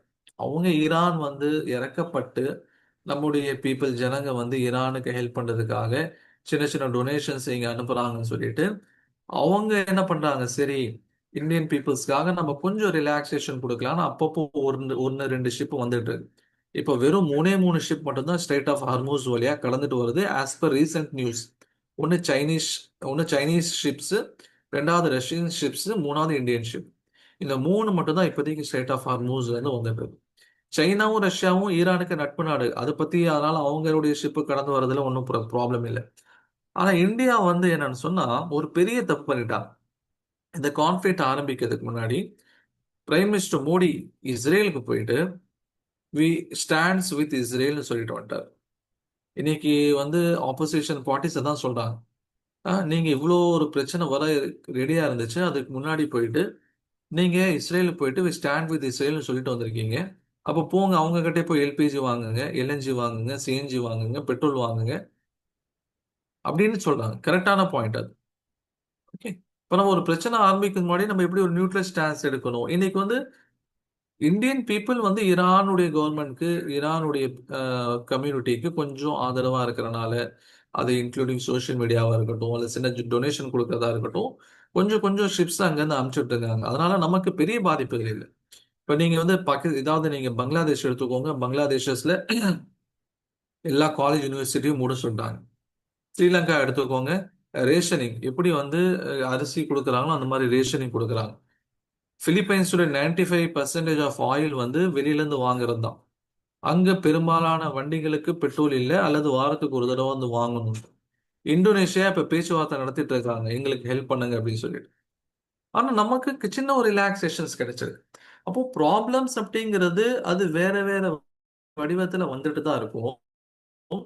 அந்த ப்ராப்ளம்ஸ்ல இருந்து நம்ம எப்படி வெளியே வரணும் அதுதான் நம்ம பார்க்கணும். அல்லது அந்த ப்ராப்ளம்ஸ் எப்படி நம்ம கெயின் உண்டாக்கணும், அந்த ப்ராப்ளம்ல இருந்து நம்ம எப்படி வந்து ஒரு ப்ராஃபிட்டபிள் சுச்சுவேஷன்ஸ் உருவாக்கணும். கவர்மெண்ட்டும் அவங்களால முடிஞ்ச அளவுக்கு ட்ரை பண்ணிட்டு இருக்காங்க. உதாரணமா பாத்தீங்கன்னா ரீசெண்டா வந்து பெட்ரோல் டீசல் மேல இருக்கக்கூடிய கலால் வரி, எக்ஸைஸ் டியூட்டின்னு சொல்லுவாங்க, அதை குறைச்சிட்டாங்க. ஓகே, முன்னாடி வந்து 13 ரூபா இருந்தது, 10 ரூபா குறைச்சு இப்ப 3 ரூபா தான் கலால் வரி. டீசலுக்கு வந்து 10 ரூபா இருந்துச்சு கலால் வரி, அதை முழுசா குறைச்சிட்டு இப்ப 0 ஆகிட்டாங்க. Okay sir, super. அதனால வந்து டீசலுடைய பெட்ரோலுடைய பிரைஸ் தான் குறைஞ்சிருமான்னு கேட்டா அப்படிலாம் நீங்க எதிர்பார்க்காதீங்க. பிரைஸ் வந்து நீங்க பெட்ரோல் பங்க்ல போடும்போது கூடாது. இது பிரைஸ் ஏறுதா இல்லையா அதை வந்து மேனேஜ் பண்றதுக்காக கவர்மெண்ட் என்ன பண்ணிட்டாங்க, இதை குறைச்சிட்டாங்க. பெட்ரோலுடைய பிரைஸ் அதுவே தான் இருக்கும். ஓகே, இப்போ கவர்மெண்ட்டுடைய சைட்லேயும் பண்ணிட்டு இருக்காங்க. இங்க பாருங்க, க்ரூட் ஆயிலுடைய பிரைஸ் பாருங்க, மார்ச் 1 இந்த ரேஞ்சை சுத்திட்டு இருந்தது. கிட்டத்தட்ட ஒரு பேரலுங்கிறது 6000 தாண்டல. ஆனா இன்னைக்கு எங்க இருக்குது? ஆல்மோஸ்ட் வந்து 9000 தாண்டி போயிட்டு இருக்கு. 6000ல இருந்து 9000 அப்படிங்கிறது ஆல்மோஸ்ட் மோர் தென் 50%. இந்த ஜஸ்ட் இந்த ஒரு மாசத்துல, இன்னும் மார்ச் கூட முழுசா முடியல. இந்த ஒரு மாசத்துல என்ன ஆச்சுன்னு சொன்னா போயிடுச்சு, இவ்வளவு தூரம் போயிடுச்சு. மத்தவங்க என்ன பண்ணுவாங்க, இங்க வந்து அவங்களுக்கு ஒரு ஆப்பர்ச்சுனிட்டி இருக்கு. எப்படி? ஒரு $100ல வந்து ஆயில் வாங்குவாங்க. ஏன்னா அவங்களுக்கு தெரியும் இது விலை ஏற போகுதுன்னு சொல்லிட்டு $110 வந்தோன்னே இது வித்துட்டு அவங்க ப்ராஃபிட் சம்பாதிச்சுவாங்க. அப்ப நிறைய பேர் வந்து என்ன பண்ணுவாங்க சொன்னா க்ரூட் ஆயில் பக்கம் போவாங்க. அப்ப இந்த மாதிரியான அப்நார்மல் சுச்சுவேஷன்ஸ்ல கூட ப்ராஃபிட் மேக் பண்ணக்கூடியவங்க இருக்காங்க. Polymarket led bets on US Iran ceasefire. ஓகேங்களா? பாலி மார்க்கெட் அப்படிங்கிறது என்னன்னு சொன்னா, அதாவது அடுத்து குளோபல் இஷ்யூஸ்ல, அதாவது குளோபல் வெளி உலக அளவில் நடக்கக்கூடிய நிகழ்வுகளை இது இப்படிதான் நடக்க போகுது, இப்படிதான் நடக்க போகுதுன்னு சொல்லி பெட்டு கட்டி, எப்படி வந்து ஐபிஎல்ல பெட்டு கட்டுறாங்க, நீங்க கேள்விப்பட்டிருப்பீங்க. ஒருத்தர் வந்து சிஎஸ்கே ஜெயிப்பாங்கன்னு பெட்டு கட்டுவாங்க, ஒருத்தங்க ஆர்சிபி ஜெயிக்கும்னு பெட்டு கட்டுவாங்க. யாரு சொன்னதை ப்ரெடிக்ட் பண்ணது சரியா இருக்கோ அவங்க என்ன பண்ணுவாங்க, காசை வாங்கிட்டு போயிடுவாங்க. அப்ப சில நேரங்களில் பெரிய பெரிய ஆள் பெட் கட்டும் போது என்ன பண்ணுவாங்க, உள்ள கிரிக்கெட் டீம்ல இருக்கக்கூடியவங்களையே அவங்க வந்து ஹையர் பண்ணி, நீங்க ஜெயிக்கிறதுக்காக இல்ல தோக்கிறதுக்காக ஸ்டெப் எடுங்க. ஏன்னா நீங்க தோத்துருவீங்கன்னு சொல்லிட்டு நாங்க 1000 கோடி பெட் கட்டியிருக்கோம், உங்களுக்கு வந்து நாங்க 2 கோடி ரூபாய் கொடுக்குறோம் அப்படின்னு தான் அந்த ஸ்ரீசாந்தா, இந்த கேரளாவுடைய பிளேயர் மாட்டினதெல்லாம் அந்த மாதிரி தான். ஸ்ரீசாந்த் அந்த பெட்டிங்ல வந்து கேம்லிங்ல சம்மந்தப்பட்டு தான் மாட்டினது. அது மாதிரி குளோபல் லெவல்ல வந்து இந்த யூஎஸ் ஈரான் கான்ஃபிளிக்ட் வச்சு பெட்டிங் கட்டி அது மூலியமா லாபம் சம்பாதிச்சுட்டு இருக்காங்க. இந்த மாதிரியான சுச்சுவேஷன்ஸ்ல லாபம் சம்பாதிக்கிறாங்க. ஓகேங்களா? அப்போ நம்மளுடைய கோர்ஸினுடைய அட்வான்ஸ் கோர்ஸினுடைய ஒரு சாராம்சம் என்ன அப்படின்னா, நாளைக்கு நம்ம எல்லாரும் சேர்ந்து ஒர்க் பண்ணுவோம். சில வேலைகள் நம்மளால தனியா செய்ய முடியும், சில வேலைகள் நம்ம எல்லாரும் ஜாயின் பண்ணி செய்யணும். ஓகேங்களா? இப்போ அட்வான்ஸ் கோர்ஸை பொறுத்த வரைக்கும், இப்போ பேசிக் கோர்ஸை பொறுத்த வரைக்கும் எங்களுடைய பிளான் என்ன அப்படின்னா, பேசிக் ஸ்டாக் மார்க்கெட்டுடைய பேசிக்ஸை உங்களுக்கு நாங்கள் சொல்லி கொடுத்துருவோம். அதை பேசிக் கற்றுக்கிட்டு நீங்கள் ட்ரைனிங் எடுத்துட்டு நீங்கள் இண்டிவிஜுவலாக செய்யலாம், ஒன்றும் தப்பில்லை. அட்வான்ஸ் கோர்ஸை பொறுத்த வரைக்கும் என்னன்னு சொன்னால், அட்வான்ஸ் கோர்ஸில் யார் ஜாயின் பண்ணுறாங்களோ அவங்களுக்கு அட்வான்ஸ் கோர்ஸ் இருக்கக்கூடிய கான்செப்ட்ஸை சொல்லி கொடுத்துட்டு, ப்ரீவியஸாக ஒரு அட்வான்ஸ் பேட்சஸ் எங்ககிட்ட ரெடியாக இருக்கு. அவங்க கூட நாங்கள் என்ன பண்ணிட்டு இருந்தோம், டெய்லி வந்து ப்ரீ மார்க்கெட் அனாலிசிஸ் அப்படின்னு வைப்போம். மார்க்கெட் ஆரம்பிக்கிறதுக்கு முன்னாடி ஒரு அனாலிசிஸ். அந்த மார்க்கெட் ஆரம்பிக்கிறதுக்கு முன்னாடி இருக்கக்கூடிய அனாலிசிஸ்ல என்னன்னு சொன்னா, ஒரு 15 ஸ்டூடெண்ட்ஸ் ஆல்ரெடி இருக்காங்க அப்படின்னா, அந்த 15 பேரும் மார்க்கெட்டை அனலைஸ் பண்ணிட்டு வருவாங்க. ஓகே, இன்னைக்கு எப்படி மார்க்கெட் இருக்கும், இல்லை இந்த ஸ்டாக்கை பொறுத்த வரைக்கும் இதில் நம்ம வந்து பை பண்ணலாமா, செல் பண்ணலாமா, ஹோல்ட் பண்ணலாமா அப்படின்னு சொல்லி எல்லாரும் ரிசர்ச் பண்ணுவாங்க. அப்போ பர்டிகுலரா ஒருத்தர் மட்டும் ரிசர்ச் பண்றதை விட எல்லாரும் சேர்ந்து ரிசர்ச் பண்ணும்போது அந்த இடத்துல நம்மளுடைய வின்னிங் ரேஷியோ அதிகமாகிறதுக்கான வாய்ப்புகள் இருக்கு. ஓகேங்களா? நம்ம வாங்கக்கூடிய ஸ்டாக்ஸ் வந்து, ஏன்னா இப்ப நான் மட்டும் ரிசர்ச் பண்ணேன்னா என்னுடைய மூளையை மட்டும் தான் நான் பயன்படுத்துறேன். ஆனா என்னுடைய சேர்ந்து 15 பேர் என் கூட படிச்சவங்க எல்லாரும் சேர்ந்து ரிசர்ச் பண்ணும்போது அந்த இடத்துல என்ன ஆகும், பல பேருடைய ஒப்பீனியன் வரும். எனக்கு தெரியாத விஷயங்களை பல பேர் சொல்லுவாங்க. அவங்க வந்து இப்போதைக்கு இந்த ஸ்டாக் வாங்க வேண்டாம், அல்லது வந்து கொஞ்சம் இறங்குனதுக்கு அப்புறம் இது வாங்கலாம், ஒரு 5% கீழே போகும். இந்த மாதிரி வந்து ஒரு ஜாயிண்ட் எஃபோர்ட் எடுக்கும்போது நம்ம தனியா செய்யறதை விட சேர்ந்து செய்யும்போது நம்ம ஜெயிக்கக்கூடிய அல்லது லாபம் ஈட்டக்கூடிய வாய்ப்புகள் அதிகம். ஓகேங்களா? ஜெயிக்கக்கூடிய அல்லது லாபம் ஈட்டக்கூடிய வாய்ப்புகள் அதிகம். அட்வான்ஸ் கோர்ஸை பொறுத்த வரைக்கும் அதான் சொல்றோம், நம்முடைய கோர்ஸ் கண்டினியூவா இருக்கும். கோர்ஸ் முடிஞ்சதுக்கு அப்புறம் ப்ரீ மார்க்கெட் அனாலிசிஸ், மார்க்கெட் ஆரம்பிக்கிறதுக்கு முன்னாடி என்னென்ன பண்ணலாம்னு சொல்லிட்டு ஒரு குரூப்பா நம்ம சேர்ந்து நம்ம அனலைஸ் பண்ணுவோம். அது மூலயமா எல்லாரும் லாபம் அடைவோம். அது நான் ஜென்ரலா அவங்ககிட்ட சொல்றது என்னன்னு சொன்னா, அதாவது இதுக்காக நான் பயன்படுத்த போற வார்த்தை என்னன்னு சொன்னா, ஸ்விம் டுகெதர் அல்லது வந்து சிங் டுகெதர். எல்லாம் சேர்ந்து ஆய்வு பண்ணி எல்லாரும் இன்வெஸ்ட் பண்ணுவோம். லாபம் வந்துச்சுன்னா எல்லாரும் லாபம் அடையலாம், நட்டம் வந்தா எல்லாரும் நட்டம் அடையலாம். அதாவது ஸ்விம் டுகெதர் அல்லது சிங் டுகெதர் அப்படின்னு சொல்லுவாங்க. சரிங்களா? அதே மாதிரி பாத்தீங்கன்னா, இந்த இன்ஸ்டிடியூஷனல் இன்வெஸ்டர்ஸ் இப்போ நம்ம எந்த கேட்டகரியில வருவோம் அப்படின்னா, நம்ம ரீட்டைல் கேட்டகரியில வருவோம். ரீட்டைல் கேட்டகரினா யாரு? உங்களை மாதிரி என்ன மாதிரியான தனிநபர்கள் ரீட்டைல் இன்வெஸ்டர்ஸ் அப்படின்னு சொல்லுவாங்க, அல்லது பப்ளிக் அப்படின்னு சொல்லுவாங்க. ஒரு 5000, 10,000, 50,000, 1,00,000, 2,00,000 இந்த மாதிரி போடக்கூடியவங்க எல்லாம் ரீட்டைல் இன்வெஸ்டர்ஸ். இந்த இன்ஸ்டிடியூஷனல் இன்வெஸ்டர்ஸ் யார் அப்படின்னு சொன்னா, கோடி கணக்கில் பணத்தை கொண்டு வந்து கொட்டக்கூடியவங்க. 1000 கோடி, 2000 கோடி, 5000 கோடி, 10,000 கோடி, இந்த மாதிரி கோடி கணக்கில் பணத்தை கொட்டக்கூடியவங்க இன்ஸ்டிடியூஷன் இன்வெஸ்டர்ஸ். இவங்களுடைய ஃபுட் பிரிண்ட்டை வந்து என்ன பண்ணணும்னு சொன்னா ஃபாலோ பண்ணணும். இவங்க என்ன பண்றாங்க அப்படிங்கிறத பார்க்கணும். ஏன்னு சொன்னா இவங்க ரிசர்ச் பண்றதுக்காக வேண்டி ஒரு எக்ஸ்பர்ட் டீமே வச்சிருப்பாங்க. இப்ப நம்ம எல்லாரும் சேர்ந்தா கூட அந்த எக்ஸ்பர்ட் டீம் அளவுக்கான ரிசர்ச் போட முடியுமான்னு தெரியாது. ஏன்னா அவங்க டைரக்டா கவர்மெண்ட்டுடைய கான்டாக்ட்ல இருப்பாங்க. ஹை லெவல் ஸ்கில்டு பர்சன்ஸா இருப்பாங்க. பல வருஷம் எக்ஸ்பீரியன்ஸ் இருக்கக்கூடியவங்களா இருப்பாங்க. இப்ப இந்த மாதிரி சேர்ந்து ஒரு டெக்னிக்கல் டீம்ஸ் வச்சிருக்கனால இவங்க எப்படி போகணும் அப்படிங்கிற ஒரு பாதையை உங்களுக்கு கிளியர் கட்டா உருவாக்கி கொடுப்பாங்க. இப்ப நம்ம தான் என்ன பண்ணிட்டு இருக்கோம், பயந்துட்டு இருக்கோம். என்ன பயந்துட்டு இருக்கோம், நாளைக்கு வந்து நம்ம ஸ்டாக் வாங்கி கீழே விழுந்துட்டா என்ன பண்றது, இல்லைன்னா எனக்கு வாங்கினதுக்கு அப்புறம் எனக்கு லாஸ் ஆயிட்டா என்ன பண்றது சொல்லி பயந்துட்டு இருக்கோம். ஆனா இந்த மாதிரியான சுச்சுவேஷன்ஸ்ல கூட இவங்க பாருங்க என்ன பண்ணிட்டு இருக்காங்க. ஓகே, இங்க பாருங்க, இதெல்லாம் டிஐஐஸ் 27ஆம் தேதி லாஸ்ட் ஃப்ரைடே வந்து 3500 கோடி ரூபாய் மதிப்பிலான ஸ்டாக்ஸ் வாங்கியிருக்காங்க. அதுக்கு முன்னாடி நாள் 5000 கோடி மதிப்பிலான ஸ்டாக், அதுக்கு முன்னாடி நாள் 5000 கோடி மதிப்பிலான ஸ்டாக் வாங்கியிருக்காங்க, அதுக்கு முன்னாடி 12,000 கோடி மதிப்பிலான ஸ்டாக் வாங்கியிருக்காங்க. இதெல்லாம் பாத்தீங்கன்னு சொன்னா இவங்க வாங்கி குமிக்க ஆரம்பிக்கிறாங்க. ஏன்னா இவங்களுக்கு தெரியும் இந்த மிடில் ஈஸ்ட் கான்ஃபிளிக்ட் அப்படிங்கிறது இது டெம்பரரியா வர்றதுதான். இது வரும் போகும். நம்ம இன்வெஸ்ட்மெண்ட் பண்ணி வச்சோம்னு சொன்னா எந்த செக்டார்ல இன்வெஸ்ட் பண்ணா அது நாளைக்கு இந்த பிரச்சனை முடிஞ்சோடனே வேக வேகமா குரோ ஆகுமோ அந்த செக்டார்லாம் இப்போதைக்கு ஃபோக்கஸ் பண்ணலாம்னு பண்ணிட்டு இருக்காங்க.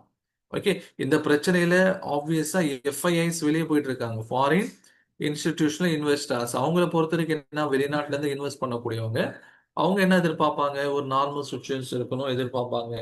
இல்லைன்னா நம்முடைய காசை எடுத்துட்டு நம்ம கிட்டே வந்துடலாம். பொதுவா ஒரு பிரச்சனைனா என்ன பண்ணுவோம், நம்ம ஊருக்கு போயிடலான்னு போயிடுவோமா இல்லையா? இப்ப கொரோனா சமயத்துல கூட பாத்தீங்க, எல்லாரும் என்ன பண்ணாங்க, பஸ் இருக்குதோ இல்லையோ நடந்து கூட ஊருக்கு போனாங்க, டூ வீலர்ல ஊருக்கு போனாங்க. இப்ப யூபில நம்ம பார்த்தோம், இங்க டெல்லியில இருந்து யூபில பல நகரங்களுக்கு நடந்தே போனாங்க. அப்போ அவங்கள பொறுத்த வரைக்கும் பிரச்சனைகள் ஆயிட்டு இருக்கு. இந்த பிரச்சனைகளை நம்ம காசு இந்தியால போறதை விட நம்ம எடுத்துட்டு வெளியே போயிடலாம்னு சொல்லிட்டு இவங்க வெளியே எடுத்துட்டு போயிட்டே இருக்காங்க. FIs, foreign companies, foreign institutions எல்லாம் வெளியே எடுத்துட்டு போயிட்டே இருக்காங்க. ஓகேங்களா? இப்ப நம்முடைய மார்க்கெட் கீழே இறங்குறதுக்கு இதுவும் ஒரு காரணம். எங்க வெளிநாட்டுல இருந்து இன்வெஸ்ட் பண்ணவங்க எல்லாம் வேணாம், நாங்க வந்து எங்க ஊருக்கே போறோம், பிரச்சனை முடிஞ்சோன்னு வரோம்னு சொல்லிட்டு வெளியே போறவங்கனால இன்னைக்கு மார்க்கெட் வந்து டவுன் ஃபால்ல போயிட்டு இருக்கு. பிரச்சனைகள் சரியானா என்ன ஆயிரும், ஆட்டோமேட்டிக்கா அவங்க திரும்பி வந்துருவாங்க. அப்ப இந்த நேரத்துல என்ன நடக்குது, நிறைய நல்ல நல்ல நிறுவனங்கள் டவுன் ஃபால்ல இருக்கு, கீழே கீழே போயிட்டு இருக்கு. அதுக்கு ஒரு உதாரணம் காமிக்கணும் அப்படின்னு சொன்னா நான் உங்களுக்கு ஒரு எக்ஸாம்பிள் காமிக்கிறேன்.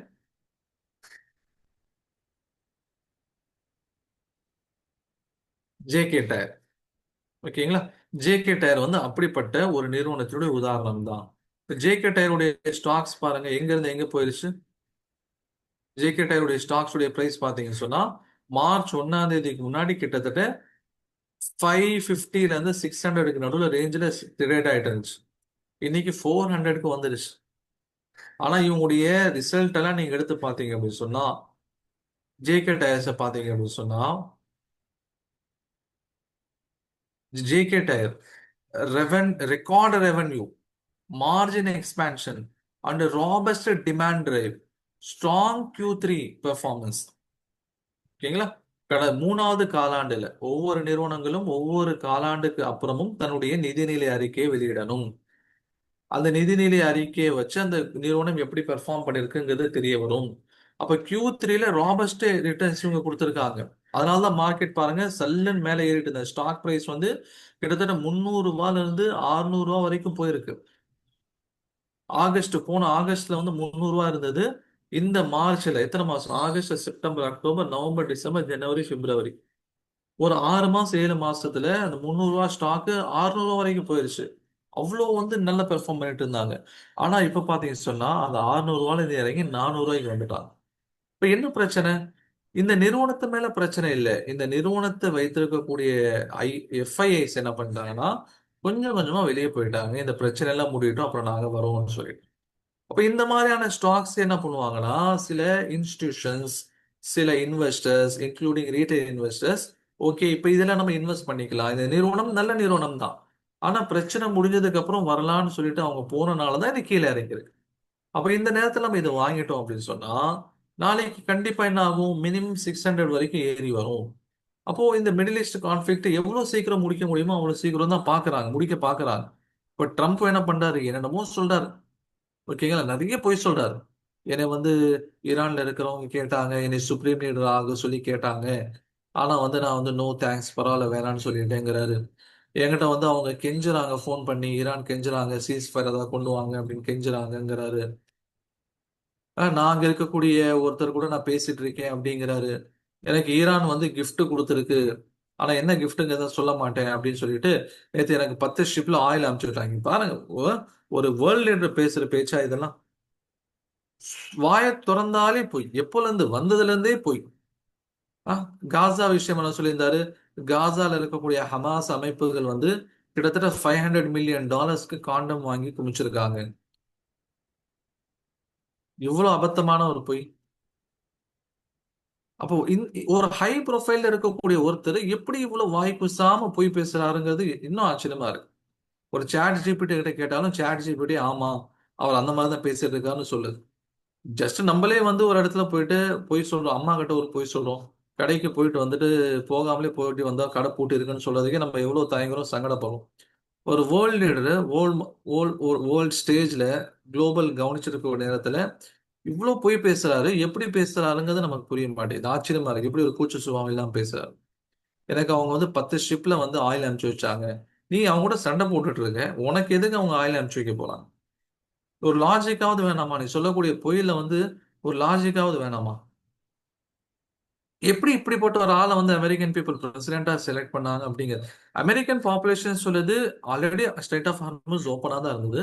இப்போ நம்ம போய் அதை க்ளோஸ் பண்ண வச்சுட்டோம். இப்போ ஓப்பன் பண்றதுக்கு டெய்லி $2 பில்லியன் செலவு பண்ணிட்டு இருக்கோம் அப்படின்ட்டு அமெரிக்காவுடைய பார்லிமெண்ட்ல இருக்கக்கூடிய ரெப்ரசன்டேட்டிவ் சொல்றாங்க. அமெரிக்கன் பீப்புளுக்கு இதுல வந்து ஒரு உடன்பாடு இல்லை. அமெரிக்காவுடைய வைஸ் பிரசிடென்ட், அமெரிக்காவுடைய வைஸ் பிரசிடென்ட் யாரு?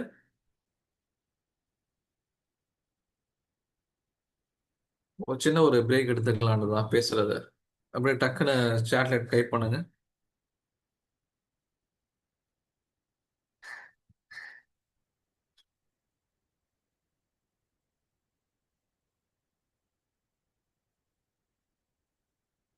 நோ நீடா?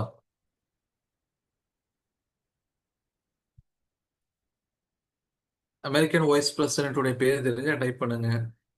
பிரேக் இல்ல இல்ல இல்ல, நம்ம வந்து ஜஸ்ட் இன்னொரு 15 மினிட்ஸ் தான். 15 மினிட்ஸ்க்கு அப்புறம் நம்ம வந்து ஒரு Q&A செய்வோம். Exactly, JD Vance. JD Vance என்ன பண்றாரு அப்படின்னு சொன்னா, அவர் வந்து இந்த போர்ல அவருக்கு உடன்பாடே இல்லை. அதனால தான் நீங்க எந்த சீனாரியோலும் ஜேடி வேன்ஸை ட்ரம்ப்புக்கு பக்கத்துல பார்க்க மாட்டீங்க. ஓகேங்களா? ட்ரம்ப் வந்து இங்க உட்கார்ந்துருக்காருன்னு சொன்னா ட்ரம்ப்புக்கு பக்கத்துல எங்க ஜேடி வேன்ஸை பார்க்க மாட்டீங்க. இங்க வந்து பீட் ஹெக்ஸேத் இருப்பார்.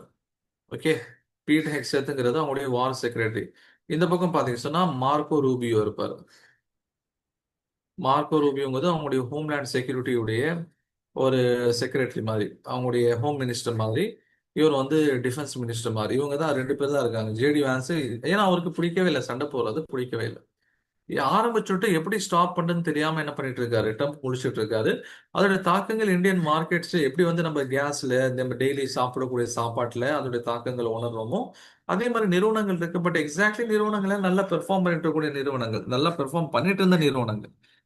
அப்ப இந்த பிரச்சனைனால அவங்களுக்கு பிசினஸ் ஒரு சின்ன ஒரு டிஸ்ரப்ஷன். அப்ப என்ன பண்ணுவாங்க சில ஜனங்க, இது வந்து நல்ல ஆப்பர்ச்சுனிட்டி, இங்க வாங்கலாம். என்கிட்ட இருக்கக்கூடிய இன்வெஸ்ட்மெண்ட் ₹1,00,000 இருக்குன்னா அதை 4 பிரிச்சுக்குவேன். இங்க வந்து ஒரு 25,000க்கு நான் வாங்கிக்கிறேன். இன்கேஸ் இன்னும் கொஞ்சம் இறங்குச்சுன்னா இன்னொரு 25,000க்கு வாங்குறேன். இல்ல இன்னும் கொஞ்சம் இறங்குச்சுன்னா இன்னும் 20, இந்த மாதிரி என்ன பண்ணுவாங்க, பிரிச்சு இன்வெஸ்ட் பண்றதுக்கான வாய்ப்பு இருக்கக்கூடிய காலகட்டத்துல தான் நம்ம இருக்கோம். ஓகேங்களா? அந்த மாதிரியான ஒரு காலகட்டத்துல தான் நம்ம இங்க இருக்கோம். இப்போ நமக்கு ஆப்பர்ச்சுனிட்டிஸ்ங்கிறது மார்க்கெட்ல உருவாகிட்டே தான் இருக்குது. அதை நம்ம எப்படி யூட்டிலைஸ் பண்ணிக்கிறோங்கிறது தான் விஷயம். இல்ல சார், அதெல்லாம் வந்து பின்னாடி பார்த்துக்கலாம் அப்படிங்கிறவங்க ஆக்சுவலி வந்து they are losing an opportunity.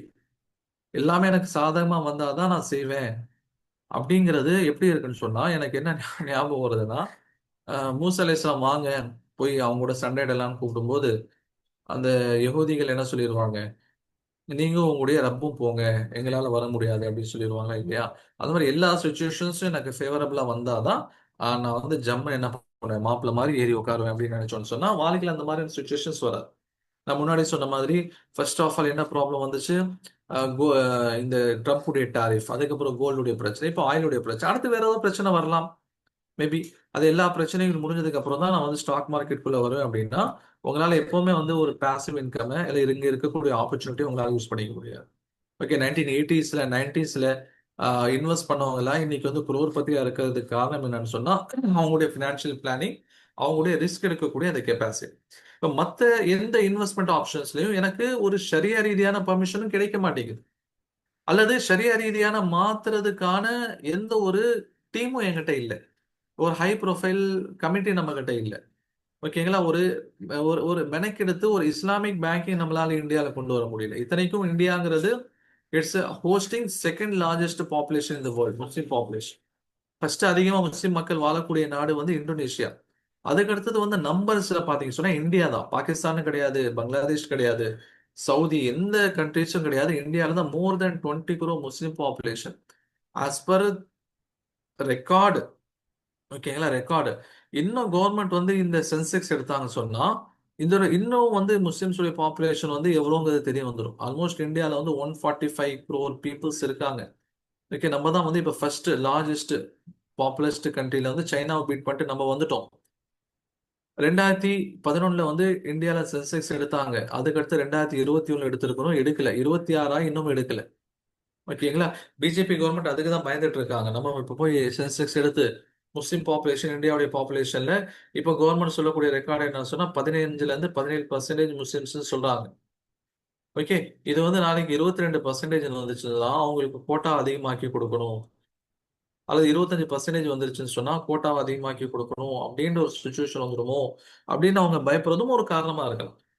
Okay, அப்ப இவ்வளவு முஸ்லிம் பாப்புலேஷன் இருக்கக்கூடியவங்களுக்கு ஒரு இஸ்லாமிக் வே ஆஃப் பேங்கிங் இல்ல, Islamic way of investment options இல்ல, ஒரு இஸ்லாமிக் வே ஆஃப் ப்ரோக்ராம்ஸ் இல்ல, ஒரு இஸ்லாமிக் வே ஆஃப் இன்சூரன்ஸ் இல்ல, Islamic way of mutual fund ஒன்னு ரெண்டு தான் இருக்குது. ஓகே, அப்ப நம்ம அதுக்கேற்ற மாதிரி நம்ம modify Islamic way of investment ஏற்ற மாதிரி மாடிஃபை பண்ணி கொண்டு வரணும். அதுக்கு தயாரா இல்ல, இருக்கிற ஆப்பர்ச்சுனிட்டி யூஸ் பண்றதுக்கு யாரும் தயாரா இல்ல. இப்போ கிரிப்டோ கரன்சியை பொறுத்த வரைக்கும் நேற்று கூட எனக்கு ஒருத்தர் ஃபோன் பண்ணி ரொம்ப ஆர்குமெண்ட் பண்ணிட்டு இருந்தார். ஓகே, இந்த கிரிப்டோ கரன்சி நான் செஞ்சிருக்கேன், இதனால கூடாதுன்னு சொல்றீங்க, அதனால கூடாதுன்னு சொல்றீங்க. நான் சொல்லிட்டு ஒரு 40 மினிட்ஸ் இருக்கக்கூடிய ஒரு வீடியோ நான் அனுப்பிச்சேன். ரீசெண்டா ஒரு கான்ஃபரன்ஸ் ஃபிகர் செமினார் நடந்த வீடியோ. இதை நீங்க கவனிங்க, இதை நீங்க கவனிச்சு பாருங்க. எனக்கு வந்து இன்டெப்தா எனக்கு கிரிப்டோ கரன்சியுடைய நாலேஜ் எனக்கு இல்லை. நீங்க அதை என்ன சொல்லாலும் நீங்க அதை அமல் செய்யுங்க, இல்லைன்னா விட்டுருங்க அப்படின்னு அவர்கிட்ட சொல்லிட்டு. ஓகே, நிறைய பேர் இப்போ கிரிப்டோ கரன்சியை பொறுத்த வரைக்கும் நான் ஹலால் எலிமெண்ட் தான் இருக்குது, கூடாதுன்னு சொல்லக்கூடிய வாய்ப்புகள் தான் இருக்கு. ஆனா இது நிறைய பேர் செய்யறாங்க.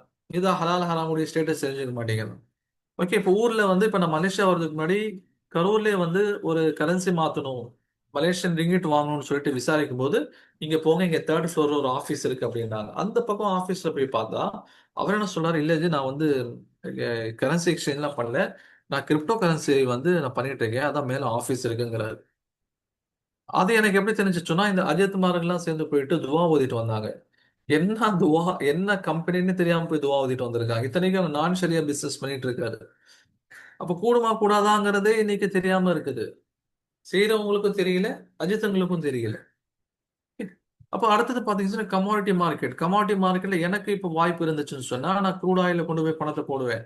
ஆனா போட முடியாது. ஏன்? இந்த க்ரூட் ஆயில் இருக்கக்கூடிய அந்த கமாடிட்டி மார்க்கெட்ல இருக்கக்கூடிய சில பிசினஸ் ஸ்ட்ரக்சர்ஸ் அப்படிங்கிறது it's beyond Islamic principles and beyond Islamic permissible limit. அதனால போக முடியல. ஃபாரெக்ஸ் ட்ரேடிங் இது இந்தியாலே என்ன கிடையாது, லீகல் கிடையாது. இந்தியால இருந்து ஃபாரெக்ஸ் ட்ரேடிங் பண்ணக்கூடியவங்க எல்லாருமே வெளிநாட்டுல அக்கௌண்ட் ஓபன் பண்ணிட்டு இந்தியால பண்ணிட்டு இருக்காங்க, ஃபாரெக்ஸ் ட்ரேடிங் பண்ணிட்டு இருக்காங்க. ஸ்டாக் மார்க்கெட் மட்டும் எனக்கு வந்து ஒரு 50-50 டோர் ஓபன் பண்ணி கொடுத்துருக்கு. ஸ்டாக் மார்க்கெட்ல இருக்கிறது எல்லாமே வந்து 100% ஹலால் அப்படின்னு சொல்ல முடியாது. ஓகேங்களா, நம்ம வந்து ஃப்ரீ செஷன்ஸும் சில சமயங்களை நடத்துறோம். ஏன்னா அது ஹலாலான எலிமெண்ட்ஸ் என்னென்ன இருக்குது அப்படின்னு சொல்லிட்டு அதுவே தனியா ஒரு 1.5 மணி நேரம் போகும். ஓகேங்களா, அதுவே தனியா என்ன பண்ணும், 1.5 மணி நேரம் வந்து அந்த லெக்சர்ஸ் தனியா போகும். அப்போ 50-50% ஹலாலா இருக்குன்னு சொன்னா இந்த 50% நான் ஏன் யூஸ் பண்ணக்கூடாது? ஆஃப்டர் அனாலிசிஸ் நான் சொல்லியிருக்கேன் 50%. இந்த 50% கூடாது, இந்த பக்கம் நம்ம போக வேணாம். உதாரணமா இந்த எஃப்என்டோ சொன்னோம், அதே மாதிரி இன்ட்ராடே இருக்குது, அதே மாதிரி ஷார்ட் செல்லிங் இருக்குது. இந்த மாதிரி சில எலிமெண்ட்ஸ் வந்து என்ன சொன்னா கூடாது, அந்த பக்கம் நம்ம போக வேணாம். எந்த எலிமெண்ட்ஸ் கூடுமோ அதை மட்டும் நம்ம செய்வோமே. ஆனா இன்னைக்கு எப்படி இருக்காங்கன்னு சொன்னா முஸ்லீம் கம்யூனிட்டியில ரெண்டு செட் ஆஃப் பீப்புள்ஸ் இருக்காங்க. ஒருத்தங்க என்ன சொல்றாங்கன்னா ஸ்டாக் மார்க்கெட் அப்படிங்கிறது முழுசாவே கூடாதுன்னு சொல்லிட்டு ஒதுங்கிட்டு இருக்காங்க. இன்னொரு செட் ஆஃப் பீப்புள் எப்படி இருக்காங்க சொன்னா, அவங்க எந்த சட்ட திட்டங்களையும் பார்க்காம 100% ஸ்டாக் மார்க்கெட்ல அவங்க ட்ரேட் பண்றாங்க. 100% ஸ்டாக் மார்க்கெட்ல என்ன பண்றாங்க, அவங்க ட்ரேடிங் பண்ணிட்டு இருக்காங்க. ரெண்டுமே தப்பு தான். ஆப்பர்ச்சுனிட்டியை யூஸ் பண்ணாம இருக்கிறதும் தப்பு. ஷரியாவுடைய பிரின்சிபல்ஸை வந்து அவங்க கண்டுக்காம அவங்க இன்வெஸ்ட் பண்றதும் தப்பு. ரெண்டுமே ரெண்டு எக்ஸ்ட்ரீம். ரெண்டு எக்ஸ்ட்ரீம் வந்தா நம்ம என்ன பண்ணுவோம், நடுவு பாத்துல போவோம். அந்த ஆப்பர்ச்சுனிட்டியை மிஸ் பண்ணவும் வேணாம், அதே நேரத்துல வந்து நம்ம வந்து குருட்டாம்போக்குல செய்யவும் வேணாம். பர்மிஷன் கொடுத்துருக்கக்கூடிய லிமிட்ல நம்ம செஞ்சுக்கிட்டு நம்ம லாபம் சம்பாதிக்க பார்ப்போம். ஓகேங்களா? எவ்வளவு பர்மிஷன் நமக்கு கொடுத்துருக்காங்களோ அதுக்கேற்ற மாதிரி நம்ம லாபம் சம்பாதிக்க பார்க்கலாம். இப்ப நான் முன்னாடி சொன்ன மாதிரி எனக்கு வாய்ப்புகள் இருந்தா நான் கமாடிட்டி மார்க்கெட்ல இன்வெஸ்ட் பண்ணுவேன் அப்படின்ற ஒரு சுச்சுவேஷன் இருந்திருந்தா நான் செஞ்சிருப்பேன்னு சொன்னேனோ, அதே மாதிரி ஃபாரெக்ஸ்ல அந்த மாதிரி வாய்ப்புகள் இருந்தா ஃபாரெக்ஸ் செஞ்சிருப்பேன். ஏன்னு சொன்னா இன்னைக்கு டாலருடைய வேல்யூ பாருங்க, வரலாறு காணாத அளவுக்கு இந்தியன் ரூபியோட வீழ்ச்சியை சந்திச்சிட்டு இருக்கு. ஓகே, ஜஸ்ட் வந்து ஒரு 1 மந்த்துக்கு முன்னாடி நாங்க 92.10 இருக்கும்போது நியூஸ்ல வந்து ஊன்னு கத்திக்கிட்டு இருந்தாங்க, இந்தியன் ருபி வந்து வரலாறு காணாத வீழ்ச்சி. இது பாருங்க 28 மார்ச் நேத்துடைய நிலவரம் 94.78.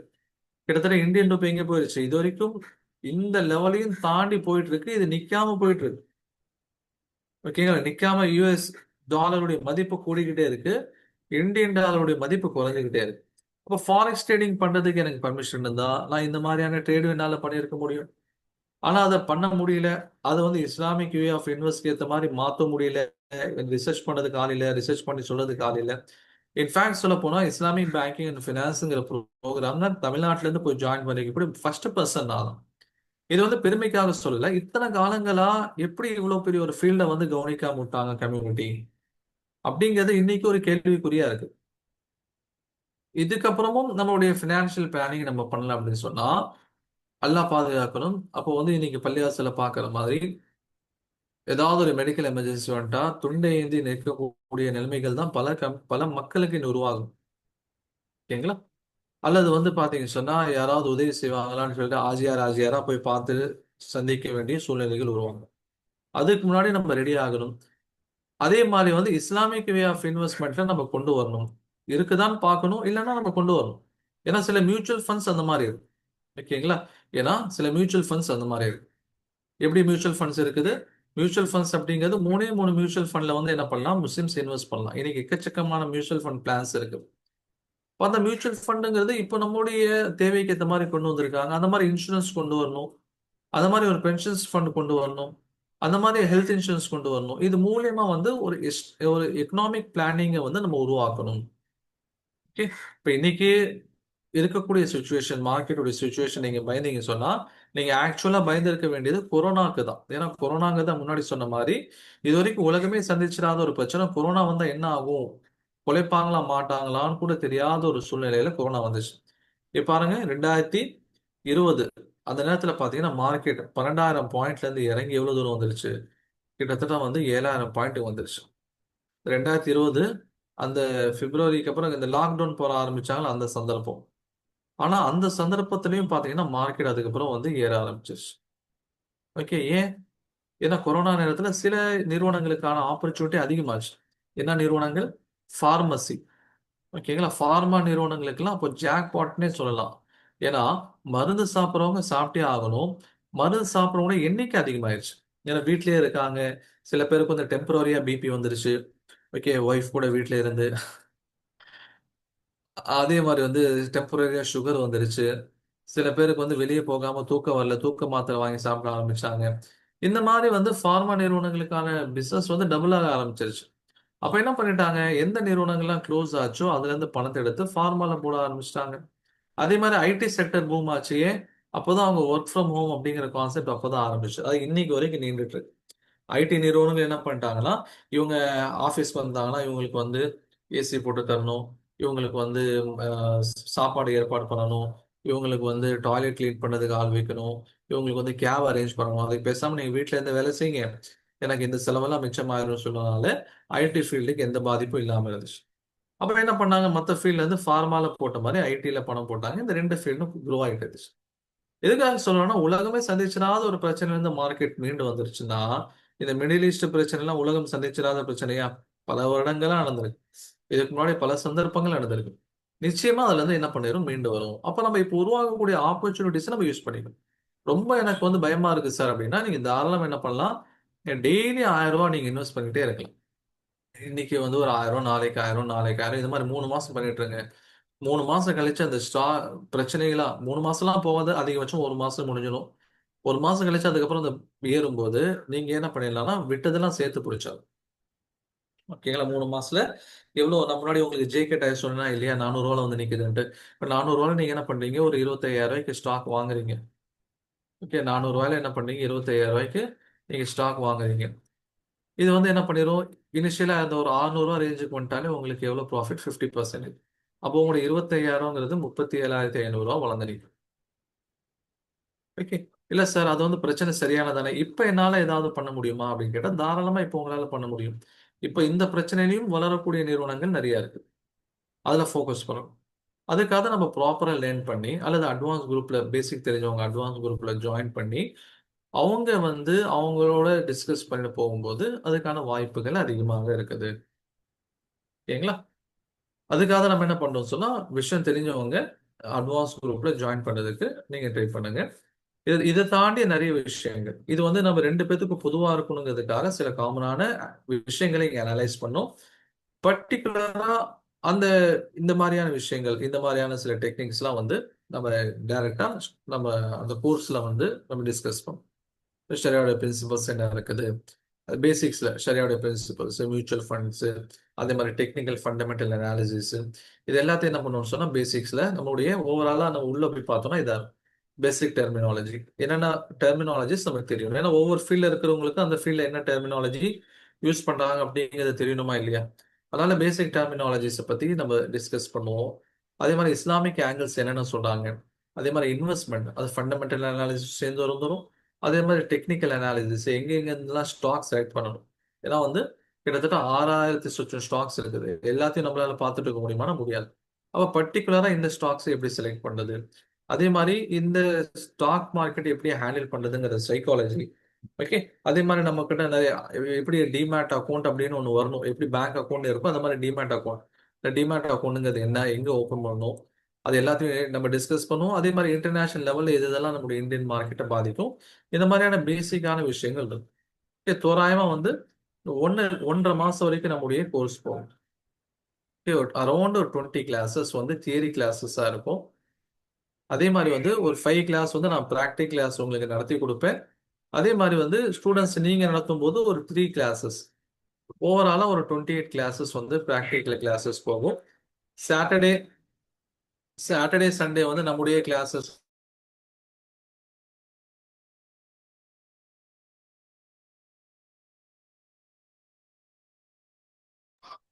சாட்டர்டே சண்டே நம்முடைய கிளாஸஸ் இருக்காது. வீக்லி 5 டேஸ் தான் நம்முடைய கிளாஸஸ் இருக்கும். இதனுடைய தியரி அண்டு ப்ராக்டிகல்ஸை முடியறதுக்கு 1.5 மந்த் ஆயிடும். ஒரு நாளைக்கு ஒரு கிளாஸுங்கிறது 1 ஹவர், அரௌண்ட் 1 ஹவர் இருக்கும். இதை எனக்கு என்ன தெரிஞ்சிருக்கும் அப்படின்னா பேசிக் லெவல் அண்டர்ஸ்டாண்டிங் இருந்தாலே போதும். சில ஸ்டூடெண்ட்ஸ் தான் அட்டன் பண்ணியிருக்காங்க, அவங்களுடைய பேசிக் நாலேஜ் பார்த்தீங்கன்னா 5வது தான் அவங்க படிச்சிருக்காங்க. அந்த மாதிரிலாம் அவங்கள்ட்ட நான் கேட்டேன், எப்படி நீங்க புரிஞ்சுக்க முடியுதுங்க அப்படின்னு சொல்லி கேட்கும்போது, நாங்க கிளாஸஸை நான் 4 தடவை பார்ப்பேன் அப்படின்னு சொன்னார். ஒரு ஆலிம்ஸா அவருக்கு ரொம்ப ஆர்வம் ஸ்டாக் மார்க்கெட்டை கத்துக்கணும்னு சொல்லிட்டு அவர் வந்து ஜாயின் பண்ணாரு. அவர் என்ன சொன்னார்னா, எப்படி நீங்க புரிஞ்சுக்கிறீங்க அப்படின்னு சொல்லி கேட்கும்போது, எனக்கு வந்து நான் 4 தடவை நான் பார்ப்பேன் ஒவ்வொரு கிளாஸஸ்லயும் அப்படின்னு சொன்னார். யோசிச்சு பாருங்க. ஓகே. வீக்லி டைமிங் அப்படிங்கிறது ஜென்ரலா வந்து மார்னிங்ல இருக்கும். இப்போ என்னுடைய யூனிவர்சிட்டி கிளாஸஸ் பார்த்தீங்க அப்படின்னு சொன்னா எனக்கு வந்து ஈவினிங் தான். ஈவினிங் 6 to 9:30 என்னுடைய university classes, regular classes. Okay. அப்போ மார்னிங்ல இருந்து கிட்டத்தட்ட இந்த 6 ஈவினிங் வரைக்கும் நான் ஃப்ரீயா தான் இருப்பேன். ஜென்ரலா அவங்க என்ன பண்ணுவோம்னு சொன்னா மார்னிங் 7 to 8 வந்து கிளாஸஸ். ஜென்ரலா மார்னிங் 7 to 8 அப்படிங்கிறது நம்முடைய கிளாஸஸ் டைமிங் இருக்கும். ஓகேங்களா. இதுதான் கிளாஸுடைய டைம், ரெகுலரான டைமா இருக்கும். வீக்லி 5 டேஸ் வந்து கிளாஸஸ் இருக்கும். அதே மாதிரி வந்து அட்வான்ஸ் கோர்ஸ் ஜாயின் பண்றவங்களுக்கு நான் முன்னாடி என்னென்ன ப்ரோக்ராம்ஸ் எடுப்போம், இதெல்லாம் அட்வான்ஸ் கான்செப்ட்ஸ். இதே மாதிரி எப்படி பேசிக்ஸ் மாதிரியே வாட் ஆர் தி ஃபேக்டர்ஸ், இருங்க நான் இது முடிச்சிடுறேன். அதுக்கப்புறம் உங்களுடைய டவுட் செஷன் Q&Aக்கு நான் தனியாக செஷன் கொடுப்பேன், அதை நீங்க கேளுங்க. இப்போ அட்வான்ஸ் கோர்சஸ் பார்த்தீங்கன்னா இந்த கான்செப்ட்ஸை நம்ம வந்து எக்ஸ்பிளைன் பண்ணி நடத்தி கொடுப்போம். இதுவும் கிட்டத்தட்ட வந்து 1.5 months வந்து இந்த கோர்ஸ் போகும். இதுவும் வந்து என்ன எப்படி இருக்கும்னு சொன்னா இதுவும் வந்து பார்த்தீங்கன்னு சொன்னா 1 hour செஷனாக இருக்கும். ஓகே, 1 hour செஷனாக இருக்கும். இதில் வந்து 1/2 hour வந்து தியரி, 1/2 hour ப்ராக்டிகல்ஸ் இப்படி நம்ம கொண்டு போவோம். ஓகேங்களா? ஏன்னா படிச்சது வந்து நீங்கள் ப்ராக்டிகல்ஸ் செஞ்சு பார்க்கணும் அந்த மாதிரி. 1.5 மாதம் முடிஞ்சதுக்கு அப்புறம் என்ன பண்ணணும்னு சொன்னால், உங்களுடைய சீனியர் குரூப்ஸ் இருப்பாங்க. அவங்களோட நான் உங்களை ஜாயின் பண்ணிடுவோம். இப்போ நீங்கள் சேர்ந்து அனலைஸ் பண்ணலாம். ஓகேங்களா? சேர்ந்து நீங்கள் என்ன பண்ணலாம், அவங்களோட அனலைஸ் பண்ணலாம். இல்லை எனக்கு எல்லாமே ஓரளவுக்கு தெரியுங்கிறவங்க அட்வான்ஸில் ஜாயின் பண்ணலாம். இல்லை நீங்கள் எதுவுமே தெரியாது அப்படின்னு நினைக்கிறவங்க பேசிக்ஸ்லேருந்து திரும்ப அட்வான்ஸுக்கு வரும். ஓகே, சரி. இப்போ நீங்கள் உங்களுடைய டவுட் கேளுங்க. அந்த டவுட்டுக்கான டைம் இது. What are the factors will consider on ஹலால் ஸ்டாக் பிஃபோர் இன்வெஸ்டிங்? இப்போ ஒரு 7 ஃபேக்டர்ஸ் இருக்கு. 7 ஃபேக்டர்ஸை நீங்கள் கன்சிடர் பண்ணி நீங்கள் இன்வெஸ்ட்மெண்ட் பண்ணணும். அந்த 7 ஃபேக்டர்ஸ் என்ன அப்படிங்கிறத நம்ம டீட்டெயிலாக கிளாஸில் வந்து நம்ம டிஸ்கஸ் பண்ணுவோம். ஓகே, அதான் sharia Islamic angle and stock market இருக்கா இல்லையா, அந்த போர்ஷனில் வந்து நம்ம வந்து இந்த 7 ஃபேக்டர்ஸ் என்னென்ன இருக்குது அப்படிங்கிறத நம்ம டீட்டெயிலாக எக்ஸ்பிளைன் பண்ணுவோம். அது எங்கே போய் பார்க்கணும் அப்படிங்கிறது அதையும் நம்ம டிஸ்கஸ் பண்ணுவோம். அந்த 7 ஃபேக்டர்ஸ் எந்தெந்த வெப்சைட்டில் எங்கே போய் எப்படி தெரிஞ்சுக்கிறதுங்கிறதையும் நம்ம அங்கே டீட்டெயிலாக டிஸ்கஸ் பண்ணுவோம்.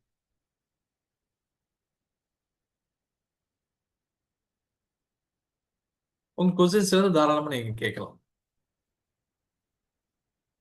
ஆல்மோஸ்ட் 1.5 hours ஆயிடுச்சு. ஒரு 10-15 மினிட்ஸ் வந்து Q&Aக்கு நாங்கள் ஒதுக்குவோம். அதுக்கப்புறம் ஒரு 5-10 மினிட்ஸ் வந்து ரியாஸ் சார் வந்து திரும்ப ப்ரோக்ராம் விஷயமா சொல்லுவார்.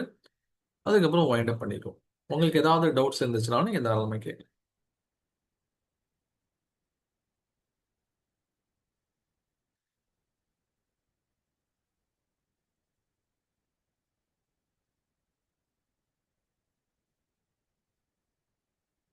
அதாவது வீக்கெண்ட் கிளாஸ் அப்படின்ட்டு இல்லை, வீக்கெண்டில் நம்ம வந்து மிஸ் பண்ணிட்டோம். அதுதான். இப்போ வந்து கிளாஸ் நீங்கள் லைவ் கிளாஸ் தான் அட்டன் பண்ணணும். எல்லா ஸ்டூடெண்ட்ஸ் கிட்ட நான் அதான் கேட்குறது. இன்கேஸ் தவிர்க்க முடியாத சுச்சுவேஷன்ஸில் கிளாஸ் அட்டன் பண்ண முடியாமல் போயிடுச்சுன்னா அவங்களுக்கு ரெக்கார்டிங்ஸ் ப்ரொவைட் பண்ணிடுவாங்க. ரெக்கார்டிங்ஸ் அப்படிங்கிறது சைஃபாவுடைய ஒரு அப்ளிகேஷன் இருக்குது. அந்த அப்ளிகேஷனில் போயிட்டு நீங்கள் அந்த ரெக்கார்டிங்ஸ் பார்க்கலாம். ஆனால் நான் எல்லா ஸ்டூடெண்ட்ஸ்கிட்டையும் நான் வந்து இன்சிஸ்ட் பண்ணுறது என்ன அப்படின்னா, தயவு செஞ்சு நீங்கள் ரெக்கார்டிங்ஸை விட லைவ் கிளாஸ் அட்டன் பண்ணுங்க. ரெக்கார்டிங்ஸுங்கிறது ஜஸ்ட் உங்களுக்கு ஒரு ஸ்டாண்ட் பை சப்போர்ட்டிவ் தான். உங்களால் ஒரு அவசரமான வேலை, அவசரமான ஏதோ ஒரு காரியத்தினால உங்களால் லைவ் அட்டன் பண்ண முடியல, அப்போ நீங்கள் வந்து ரெக்கார்டிங்ஸ் பார்த்துக்கோங்க அப்படின்னு நம்ம சொல்லிடுறது. இல்லை நீங்கள் இப்போ சில பேர் கேட்குறாங்க வீக்கெண்ட் இருந்தால் இருக்குமா அப்படின்ட்டு. வீக்கெண்ட் அப்படிங்கிறது நம்ம பொதுவாக வைக்கிறது இல்லை. ஏன்னா அந்த 2 நாள் தான் ஃப்ரீ டைம். மற்ற 5 நாளும் வந்து கொஞ்சம் ஒர்க்கில் இருப்போம். இன்கேஸ் உங்களுக்கு டைமிங் வந்து ஒத்து வரல அப்படின்னு சொன்னால் நீங்கள் என்ன பண்ணலாம், நீங்கள் தாராளமாக ரெக்கார்டிங்ஸ் பார்த்துக்கலாம். இப்போ உதாரணமாக வந்து மார்னிங் 7 to 8 கிளாஸ் வைக்கிறோம். இப்போ நீங்கள் ஒரு கத்தாரில் இருக்கீங்க. இப்போ அந்த டைம் அப்படிங்கிறது ஆல்மோஸ்ட் உங்களுடைய ஒர்க் ஆரம்பிச்சிருது. இல்லை சவுதியில் இருக்கீங்க, ஒர்க் ஆரம்பிச்சது. அங்கேருந்து நிறைய பீப்புள் வந்து காண்டாக்ட் பண்ணியிருக்காங்க, அட்டன் பண்ணியிருக்காங்க. அப்படிங்கிற பட்சத்தில் அவங்க என்ன பண்ணலாம், ரெக்கார்டிங்ஸ் பார்த்துட்டு நீங்கள் வாட்ஸ்அப்பில் என்கிட்ட டவுட் கேட்டுக்கலாம். ஓகேங்களா? வாட்ஸ்அப்பில் நீங்கள் என்ன பண்ணலாம், என்கிட்ட டவுட் கேட்கலாம். மிஸ் கிளாஸ்லாம் உங்களுக்கு வந்து லைவ் மிஸ் ஆச்சுன்னு சொன்னால் உங்களுக்கு வந்து ரெக்கார்டிங் கொடுத்துரும். ஓகேங்களா? டெய்லி டைமிங் அப்படிங்கிறது 1 hour. டெய்லி 1 hour அப்படிங்கிறது கிளாஸஸ் இருக்கும். அந்த 1 hour கிளாஸஸ்லேயே உங்களுக்கு அன்னைக்கு தேவையான ஓவர்லோட் பண்ண மாட்டோம். நம்மளுடைய மைண்டுங்கிறது 1 hour தான் கொஞ்சம் ஃப்ரெஷ்ஷாக இருக்கும். அதுக்கப்புறம் என்ன ஆயிரும், டல் ஆயிரும். இது வந்து ஹியூமன் நேச்சர். அது எல்லாத்தையும் கன்சிடர் பண்ணிட்டு தான் நாங்கள் வந்து ஓவர்லோடு கொடுக்கக்கூடாது அப்படிங்கிறதுக்காக என்ன ஆப்டிமமோ அந்த ரேஞ்சில் நம்ம கொடுத்துருக்கோம்.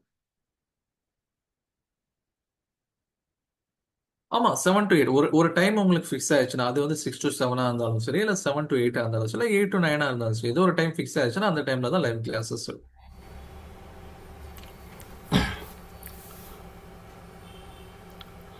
அஸ்ஸலாமு அலைக்கும் சார். கோர்ஸ் பற்றின ஒரு இன்ஃபர்மேஷன் சொல்லிடுவோம். ஸோ ஆல்ரெடி நீங்கள் சொல்லிகிட்ருக்கீங்க. ஸோ இது வந்து நெக்ஸ்ட் வீக் நம்ம ஸ்டார்ட் பண்ணுறோம். Basic stock marketing batch 9th batch நம்ம ஸ்டார்ட் பண்ணுறோம். மோஸ்ட்லி வந்து ஈவினிங் இருக்கலாம், 7 to 8. ஓகேங்களா? ஸோ இல்லை ஆல்ரெடி நான் ஸ்டாக் மார்க்கெட்டிங் வந்து நான் சைப்பாவில் பேசிக் முடிச்சிருக்கேன் சார் அப்படின்னு சொன்னீங்க அப்படின்னா உங்களுக்கு இன்னும் அடிஷ்னல் ஆஃபரோட உங்களுக்கு அட்வான்ஸ் பேட்சும் நீங்கள் ஜாயின் பண்ணிக்கலாம்.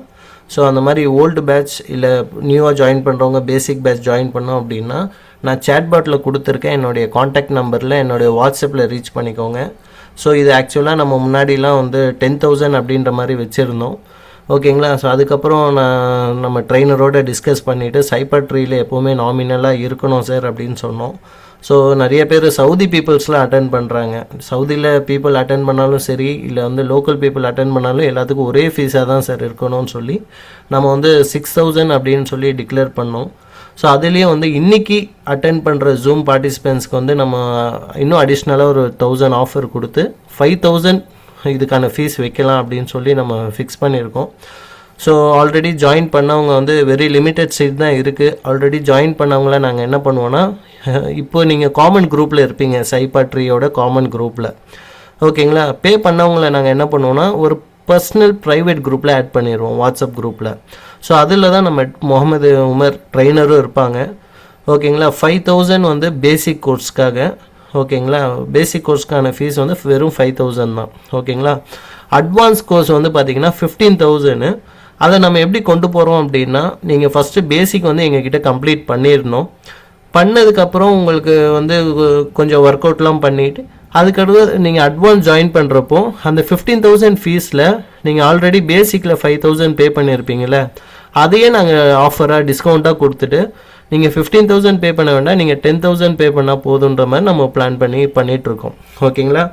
இப்போ செகண்ட் பேட்ச் வந்து அட்வான்ஸ் பேட்சும் ஸ்டார்ட் ஆக இருக்குது, ஓகேங்களா. ஸோ அதுக்கு பிஃபோராக கம்மிங் வீக் வந்து, அதாவது இன்றைக்கி சண்டே, ஸோ வெட்னஸ்டே இல்லை தேர்ஸ்டே, கம்மிங் வெட்னஸ்டே இல்லை தேர்ஸ்டே வந்து பேசிக் பேட்ச் வந்து ஸ்டார்ட் பண்ணிடுவோம் இன்ஷாஅல்லாஹ். ஸோ இன்றைக்கி தான் இந்த ஆஃபரு 5,000, ஓகேங்களா. ஸோ அதனால் யார் ஜாயின் பண்ணமோ இமீடியட்டாக ஜாயின் பண்ணிக்கோங்க. ஏன்னா உங்களுக்கு வந்து ரிஜிஸ்ட்ரேஷன் ஐடி கொடுத்துருவோம். அது எதுக்காக அப்படின்னு கேட்டிங்கன்னா, சார் சொல்லியிருந்தாரு நம்ம ரெக்கார்டிங் கொடுக்குறோம், ஓகேங்களா. சைபாட்ரி வந்து ரெக்கார்டிங் உங்களுக்கு ப்ரொவைட் பண்ணுவாங்க. சப்போஸ் நீங்கள் எதாவது கிளாஸ் மிஸ் பண்ணிட்டீங்கன்னா, சப்போஸ் வந்து இப்போ அப்துல் ரஹ்மான் அப்படின்னா ஒரு பேட்சில் 3 அப்துல் ரஹ்மான் ஜாயின் பண்ணுறதுக்கு வாய்ப்பு இருக்கும். இல்லைனா வந்து இந்த 8 பேட்சஸ் முடிச்சிருக்கோம், 8 பேட்சஸில் வந்து இன்னும் ஒரு 4 அப்துல் ரஹ்மான் இருக்கலாம். அப்போ சப்போஸ் ஏதாவது அவருக்கு வந்து பார்த்திங்கன்னா ஃபோன் சேஞ்ச் பண்ணுறாரு, ரெக்கார்டிங்ஸ் வந்து மிஸ் ஆகிடுச்சு, அந்த ஆப் வந்து டெலீட் ஆகிடுச்சு, திருப்பி அந்த ஆப் வேணும் அப்படின்னா அவர் எந்த பேட்சில் முடிச்சிருக்காரு, எந்த ரெக்கார்டிங்ஸ் அவருக்கு கொடுக்கணும்னு சொல்லி அந்த ரெஜிஸ்ட்ரேஷன் ஐடி நம்ம கேட்போம். ஒரு ஸ்டூடெண்ட்டுக்கு ஐடி ப்ரொவைட் பண்ணுவோம். அந்த ஐடி அவர் சொல்லிட்டாரு அப்படின்னா 2 இயர்ஸ் வரைக்கும் இந்த ரெக்கார்டிங்ஸ் வேலிடிட்டி இருக்கும். நீங்கள் 2 இயர்ஸ் வரைக்கும் எப்போ வேணால் இந்த வீடியோ வந்து 24/7 வாட்ச் பண்ணிக்கலாம். ஸோ இது வந்து உமர் சார் எதுவும் சேஞ்சஸ் இல்லை அப்படின்னா நான் சொல்லிடுறேன். Evening batch basic stock marketing வந்து ஈவினிங் தான் லாஸ்ட் பேட்ச் வச்சுருந்தோம். அதில் வந்து 7 to 8, ஓகேங்களா. அட்வான்ஸ் பேட்ச் வந்து மார்னிங் இருக்கலாம், ஓகேங்களா. மார்னிங் அதே மாதிரி 7 to 8.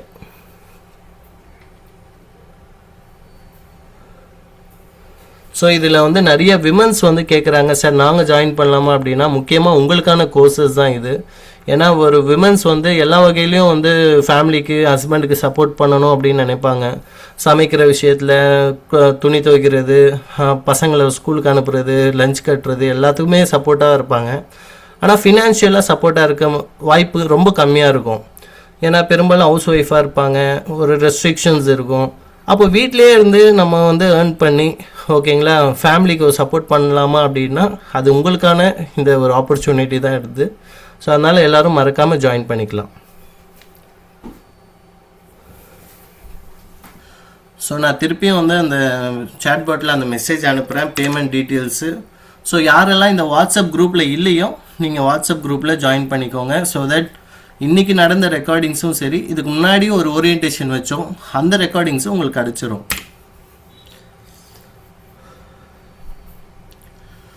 ஸோ என்னுடைய ஸ்டாக் மார்க்கெட்டிங் அந்த ஸ்க்ரீன் உங்களுக்கு தெரியுது தானே? தெரியுது அப்படின்னா 1 டைப் பண்ணிடுங்க. யாராவது ஒரு ஆள் டைப் பண்ணால் போதும், ஏன்னா இந்த மெசேஜ் வந்து போயிடும். ஓகே ஜஸாக்கல்லாஹ் ஹைர். ஸோ அதே மாதிரி அட்வான்ஸ் ஒருத்தர் கொஸ்டின் கேட்டிருக்காரு. ஸோ அது வந்து சார் எக்ஸ்பிளைன் பண்ணுவாங்க. ஸோ அதுக்கு முன்னாடி வந்துட்டு அட்வான்ஸ் பேட்சுக்கான டீட்டெயில்ஸும் உங்களுக்கு நான் ஷேர் பண்ணிடுறேன்.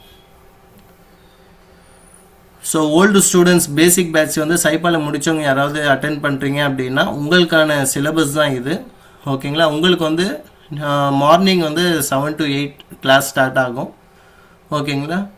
இல்லை அட்வான்ஸ்லேயும் இன்ட்ரெஸ்டடாக இருக்குது சார் அப்படின்னு நியூவாக வரவங்க சொன்னீங்க அப்படின்னா என்னை வந்து டிஎம் பண்ணுங்கள், உங்களுக்கு அந்த ப்ரொசீஜர் நான் இன்ஃபார்ம் பண்ணிடுறேன்.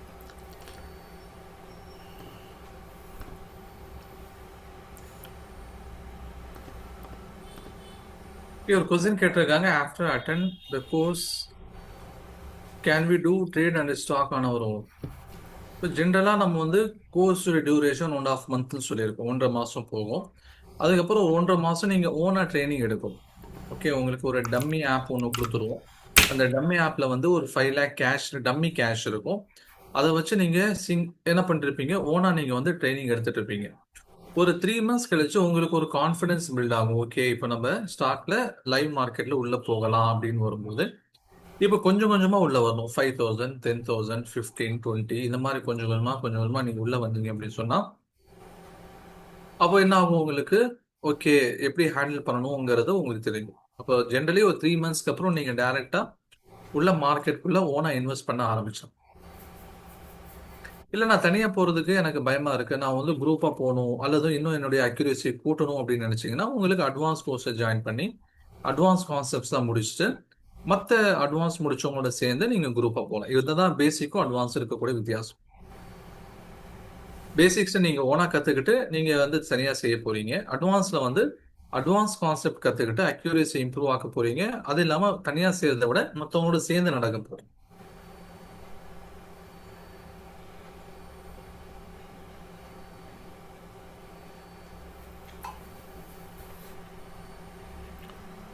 ஸோ 2 பேர் பேமெண்ட் பண்ணியிருக்கீங்க.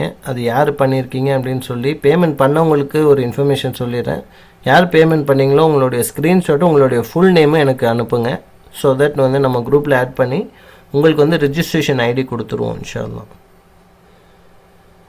இஸ் தேர் எனி டெடிகேட்டட் ஹலால் ட்ரேடிங் ஆப் மெயின்டைன் பை சைஃபாட்டி அப்படின்னு கேட்டீங்க. சைஃபாட்டியிலேருந்து ஒரு ஆப் அந்த மாதிரி இல்லை, ஹலால் ஸ்டாக்ஸ் ப்ரொவைட் பண்ணுறதுக்கான ஆப் இல்லை. பட் ஜென்ரலாக மார்க்கெட்டில் இருக்குது. இஸ்லாமிக்லி அப்படிங்கிற ஒரு ஆப் இருக்கு, இருங்க நான் டைப் பண்றேன்.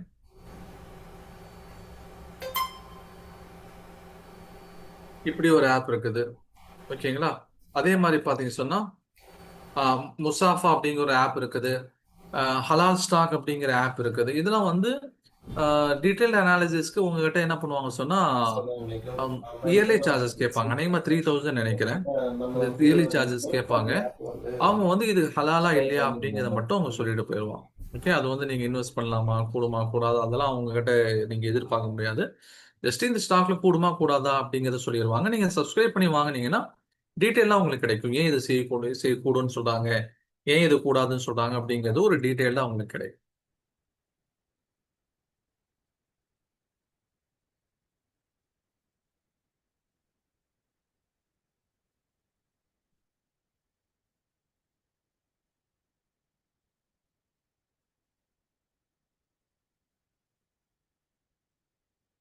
Anything else to add? ஏதாவது டவுட் இருந்தா கேளுங்க, இல்லைன்னா தேங்க்யூ.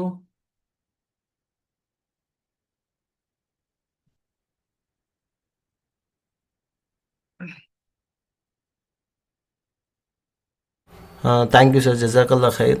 ஸோ இன்றைக்கி சண்டே எல்லோரும் வீக்கெண்டு ஃபேமிலியோட டைம் ஸ்பெண்ட் பண்ணக்கூடிய டைமு. ஸோ அது வந்து சைபாட்ரியில் அதுவும் நம்ம சம்பாதிச்சா தான் ஃபேமிலி கொடுக்க முடியும். ஸோ அதுக்கு வந்து எப்படி செகண்டே இன்கம் ஜென்ரேட் பண்ணலாம் ஸ்டாக் மார்க்கெட்டிங்கில் அப்படின்னு நினச்சி வந்து எல்லாத்துக்கும் என்னுடைய பெஸ்ட்டு விஷஸ். ஸோ இது வந்து ஒரு 2 hours எங்களால் ஒரு அவேர்னஸாக ஓரளவுக்கு தான் எங்களால் வந்து சொல்லிக் கொடுக்க முடியுது. ஸோ நீங்கள் வந்து கோர்ஸில் ஜாயின் பண்ணிங்க அப்படின்னா ஓகேங்களா, ரொம்ப ப்ரீஃபாக இன்டெப்த்தாக நம்ம கொண்டு போகலாம் இன்ஷா அல்லாஹ். ஸோ ஃபஸ்ட்டு பேட்சில் இதுக்கு முன்னாடி வந்து ஒரு 10 மாதத்துக்கு முன்னாடி ஒரு ஃபஸ்ட்டு பேட்ச் ஸ்டார்ட் பண்ணோம் ஸ்டாக் மார்க்கெட்டிங்கில். ஸோ அவங்க ஃபஸ்ட்டு பேட்ச் முடிச்சுட்டு அதுக்கடுத்து இப்போது 9th பேட்ச் இப்போ ஸ்டார்ட் ஆக இருக்குது. ஆனால் இப்போவும் வந்து அந்த ஃபஸ்ட்டு பேட்சில் ஸ்டூடெண்ட்ஸ் வந்து கொஸ்டின் கேட்குறாங்க.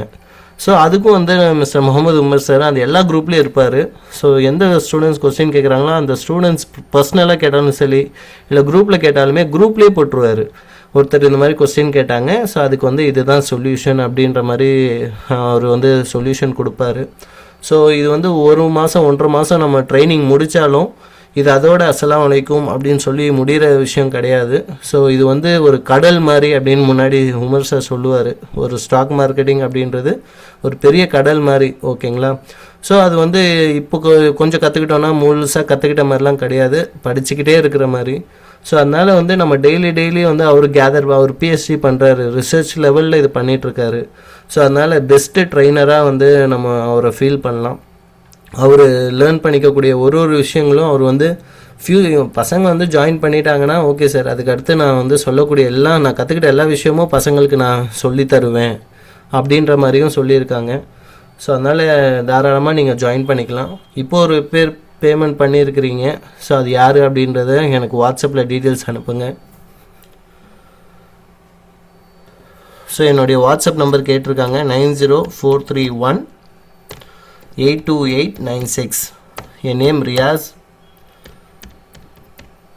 ஸோ போன வாட்டி வந்துட்டு இந்த ஓல்டு ஸ்டூடெண்ட்ஸ்க்கு ரெக்கார்டிங்ஸ் மாதிரி நம்ம கொடுத்துருந்தோம்.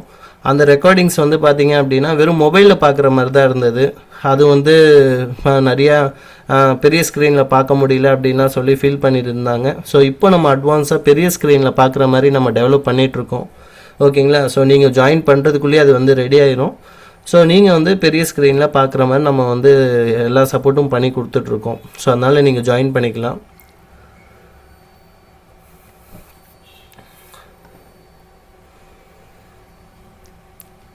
ஸோ இதை வந்து மார்க்கெட்டில் இதோடைய ப்ரைஸ் வந்து பார்த்திங்கன்னா மினிமம் 35,000 வச்சுருக்குறாங்க ஸ்டாக் மார்க்கெட்டிங். ஓகேங்களா? ஸோ அது இந்த லெவலுக்கு வந்து சொல்லியும் கொடுப்பாங்களா, மேபி இருக்கலாம். பட் வந்து ரொம்ப நாமினலாக அதே குவாலிட்டியில் ரொம்ப நாமினலாக சொல்லித்தரது நம்ம சைபாட்ரியில் தான். சைபாட்ரி பற்றி நிறைய பேருக்கு தெரிஞ்சிருக்கேன். ஏன்னா 950 வாட்ஸ்அப் குரூப்பு நான் வச்சுருக்கேன் அல்ஹம்துலில்லாஹ். ஸோ அதில் தான் நீங்கள் இருக்கீங்க, ஒரு குரூப்பில் பார்த்து ஜாயின் பண்ணியிருக்கீங்க. ஓகேங்களா? ஸோ அதனால் நிறைய பேருக்கு சைபா பற்றி தெரிஞ்சிருக்கும். பட் இருந்தாலும் சைபாட்ரி வந்து இன்னும் நிறைய கோர்சஸ் வந்து நம்ம ரன் பண்ணிகிட்ருக்கோம். Digital marketing, export import, graphic design.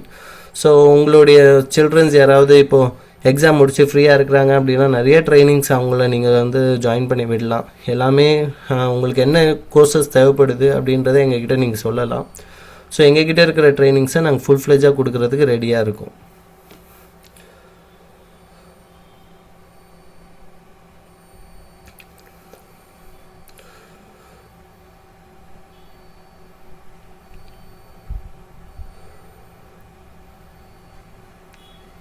So இந்த கிளாஸ் எப்படி இருந்தது அப்படின்னு சொல்லி எங்களுக்கு நீங்கள் ஏதாவது ஹானர் பண்ணணும்னு விருப்பப்பட்டீங்க அப்படின்னா 2 விஷயம் நீங்கள் பண்ணுங்கள். ஒன்று, கோர்ஸ் ஜாயின் பண்ணுங்கள்.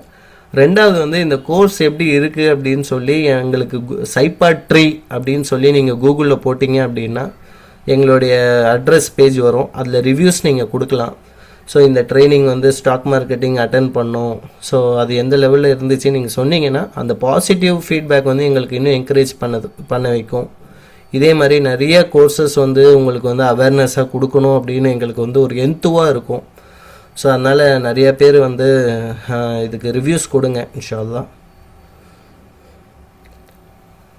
ஸோ ஜாயின் பண்ணுறவங்க இமீடியட்டாக ஜாயின் பண்ணிக்கோங்க. ஏன்னா அதோட நம்ம சீட்ஸ் வந்து க்ளோஸ் பண்ணிடுவோம். ஏன்னா நம்ம லிமிட்டட் சீட்ஸ் தான் வைக்கிறோம். ரீசன் என்னன்னு கேட்டிங்க அப்படின்னா நிறைய பேர் கேட்டாங்க, ஏன் சார் ஜூமில் தானே வைக்கிறீங்க, ஏன் வந்து க்ளோஸ்னு சொல்கிறீங்கன்னு கேட்பாங்க ஸ்டூடெண்ட்ஸு. இல்லைம்மா, நாங்கள் வந்து லிமிட்டட் மெம்பர்ஸ் தான் வைப்போம். ஏன்னா சொல்லித்தரது வந்து எல்லாத்துக்கும் போய் சேரணும், எல்லாமே ப்ராக்டிஸும் நம்ம பண்ணி வைக்கணும். ஸோ அதனால் 40-50 பேர்லாம் இருந்தாங்க அப்படின்னா எங்களால் வந்து இது பண்ணுறதுக்கு ரொம்ப கஷ்டம். சொல்லி தந்துட்டு நம்ம பாட்டுன்னு போயிடலாம். பட் எங்களுக்கு என்ன ஹக்குனா எல்லாருமே வந்து இதில் யூட்டிலைஸ் ஆகணும் அப்படின்றது தான். ஸோ அதனால் லிமிட்டட் சீட்ஸ் தான் நாங்கள் வச்சுருப்போம் அப்படின்னு சொல்லியிருக்கோம். ஸோ அதனால் நீங்கள் வந்து இமீடியட்டாக ஜாயின் பண்ணிக்கலாம், சீட்ஸ் இருக்குது இன்னும். ஸோ குரூப்பில் மறக்காமல் ஜாயின் பண்ணிக்கோங்க. அந்த குரூப்பில் தான் உங்களுக்கு வந்து ரெக்கார்டிங்ஸ்லாம் நம்ம ஷேர் பண்ணுவோம்.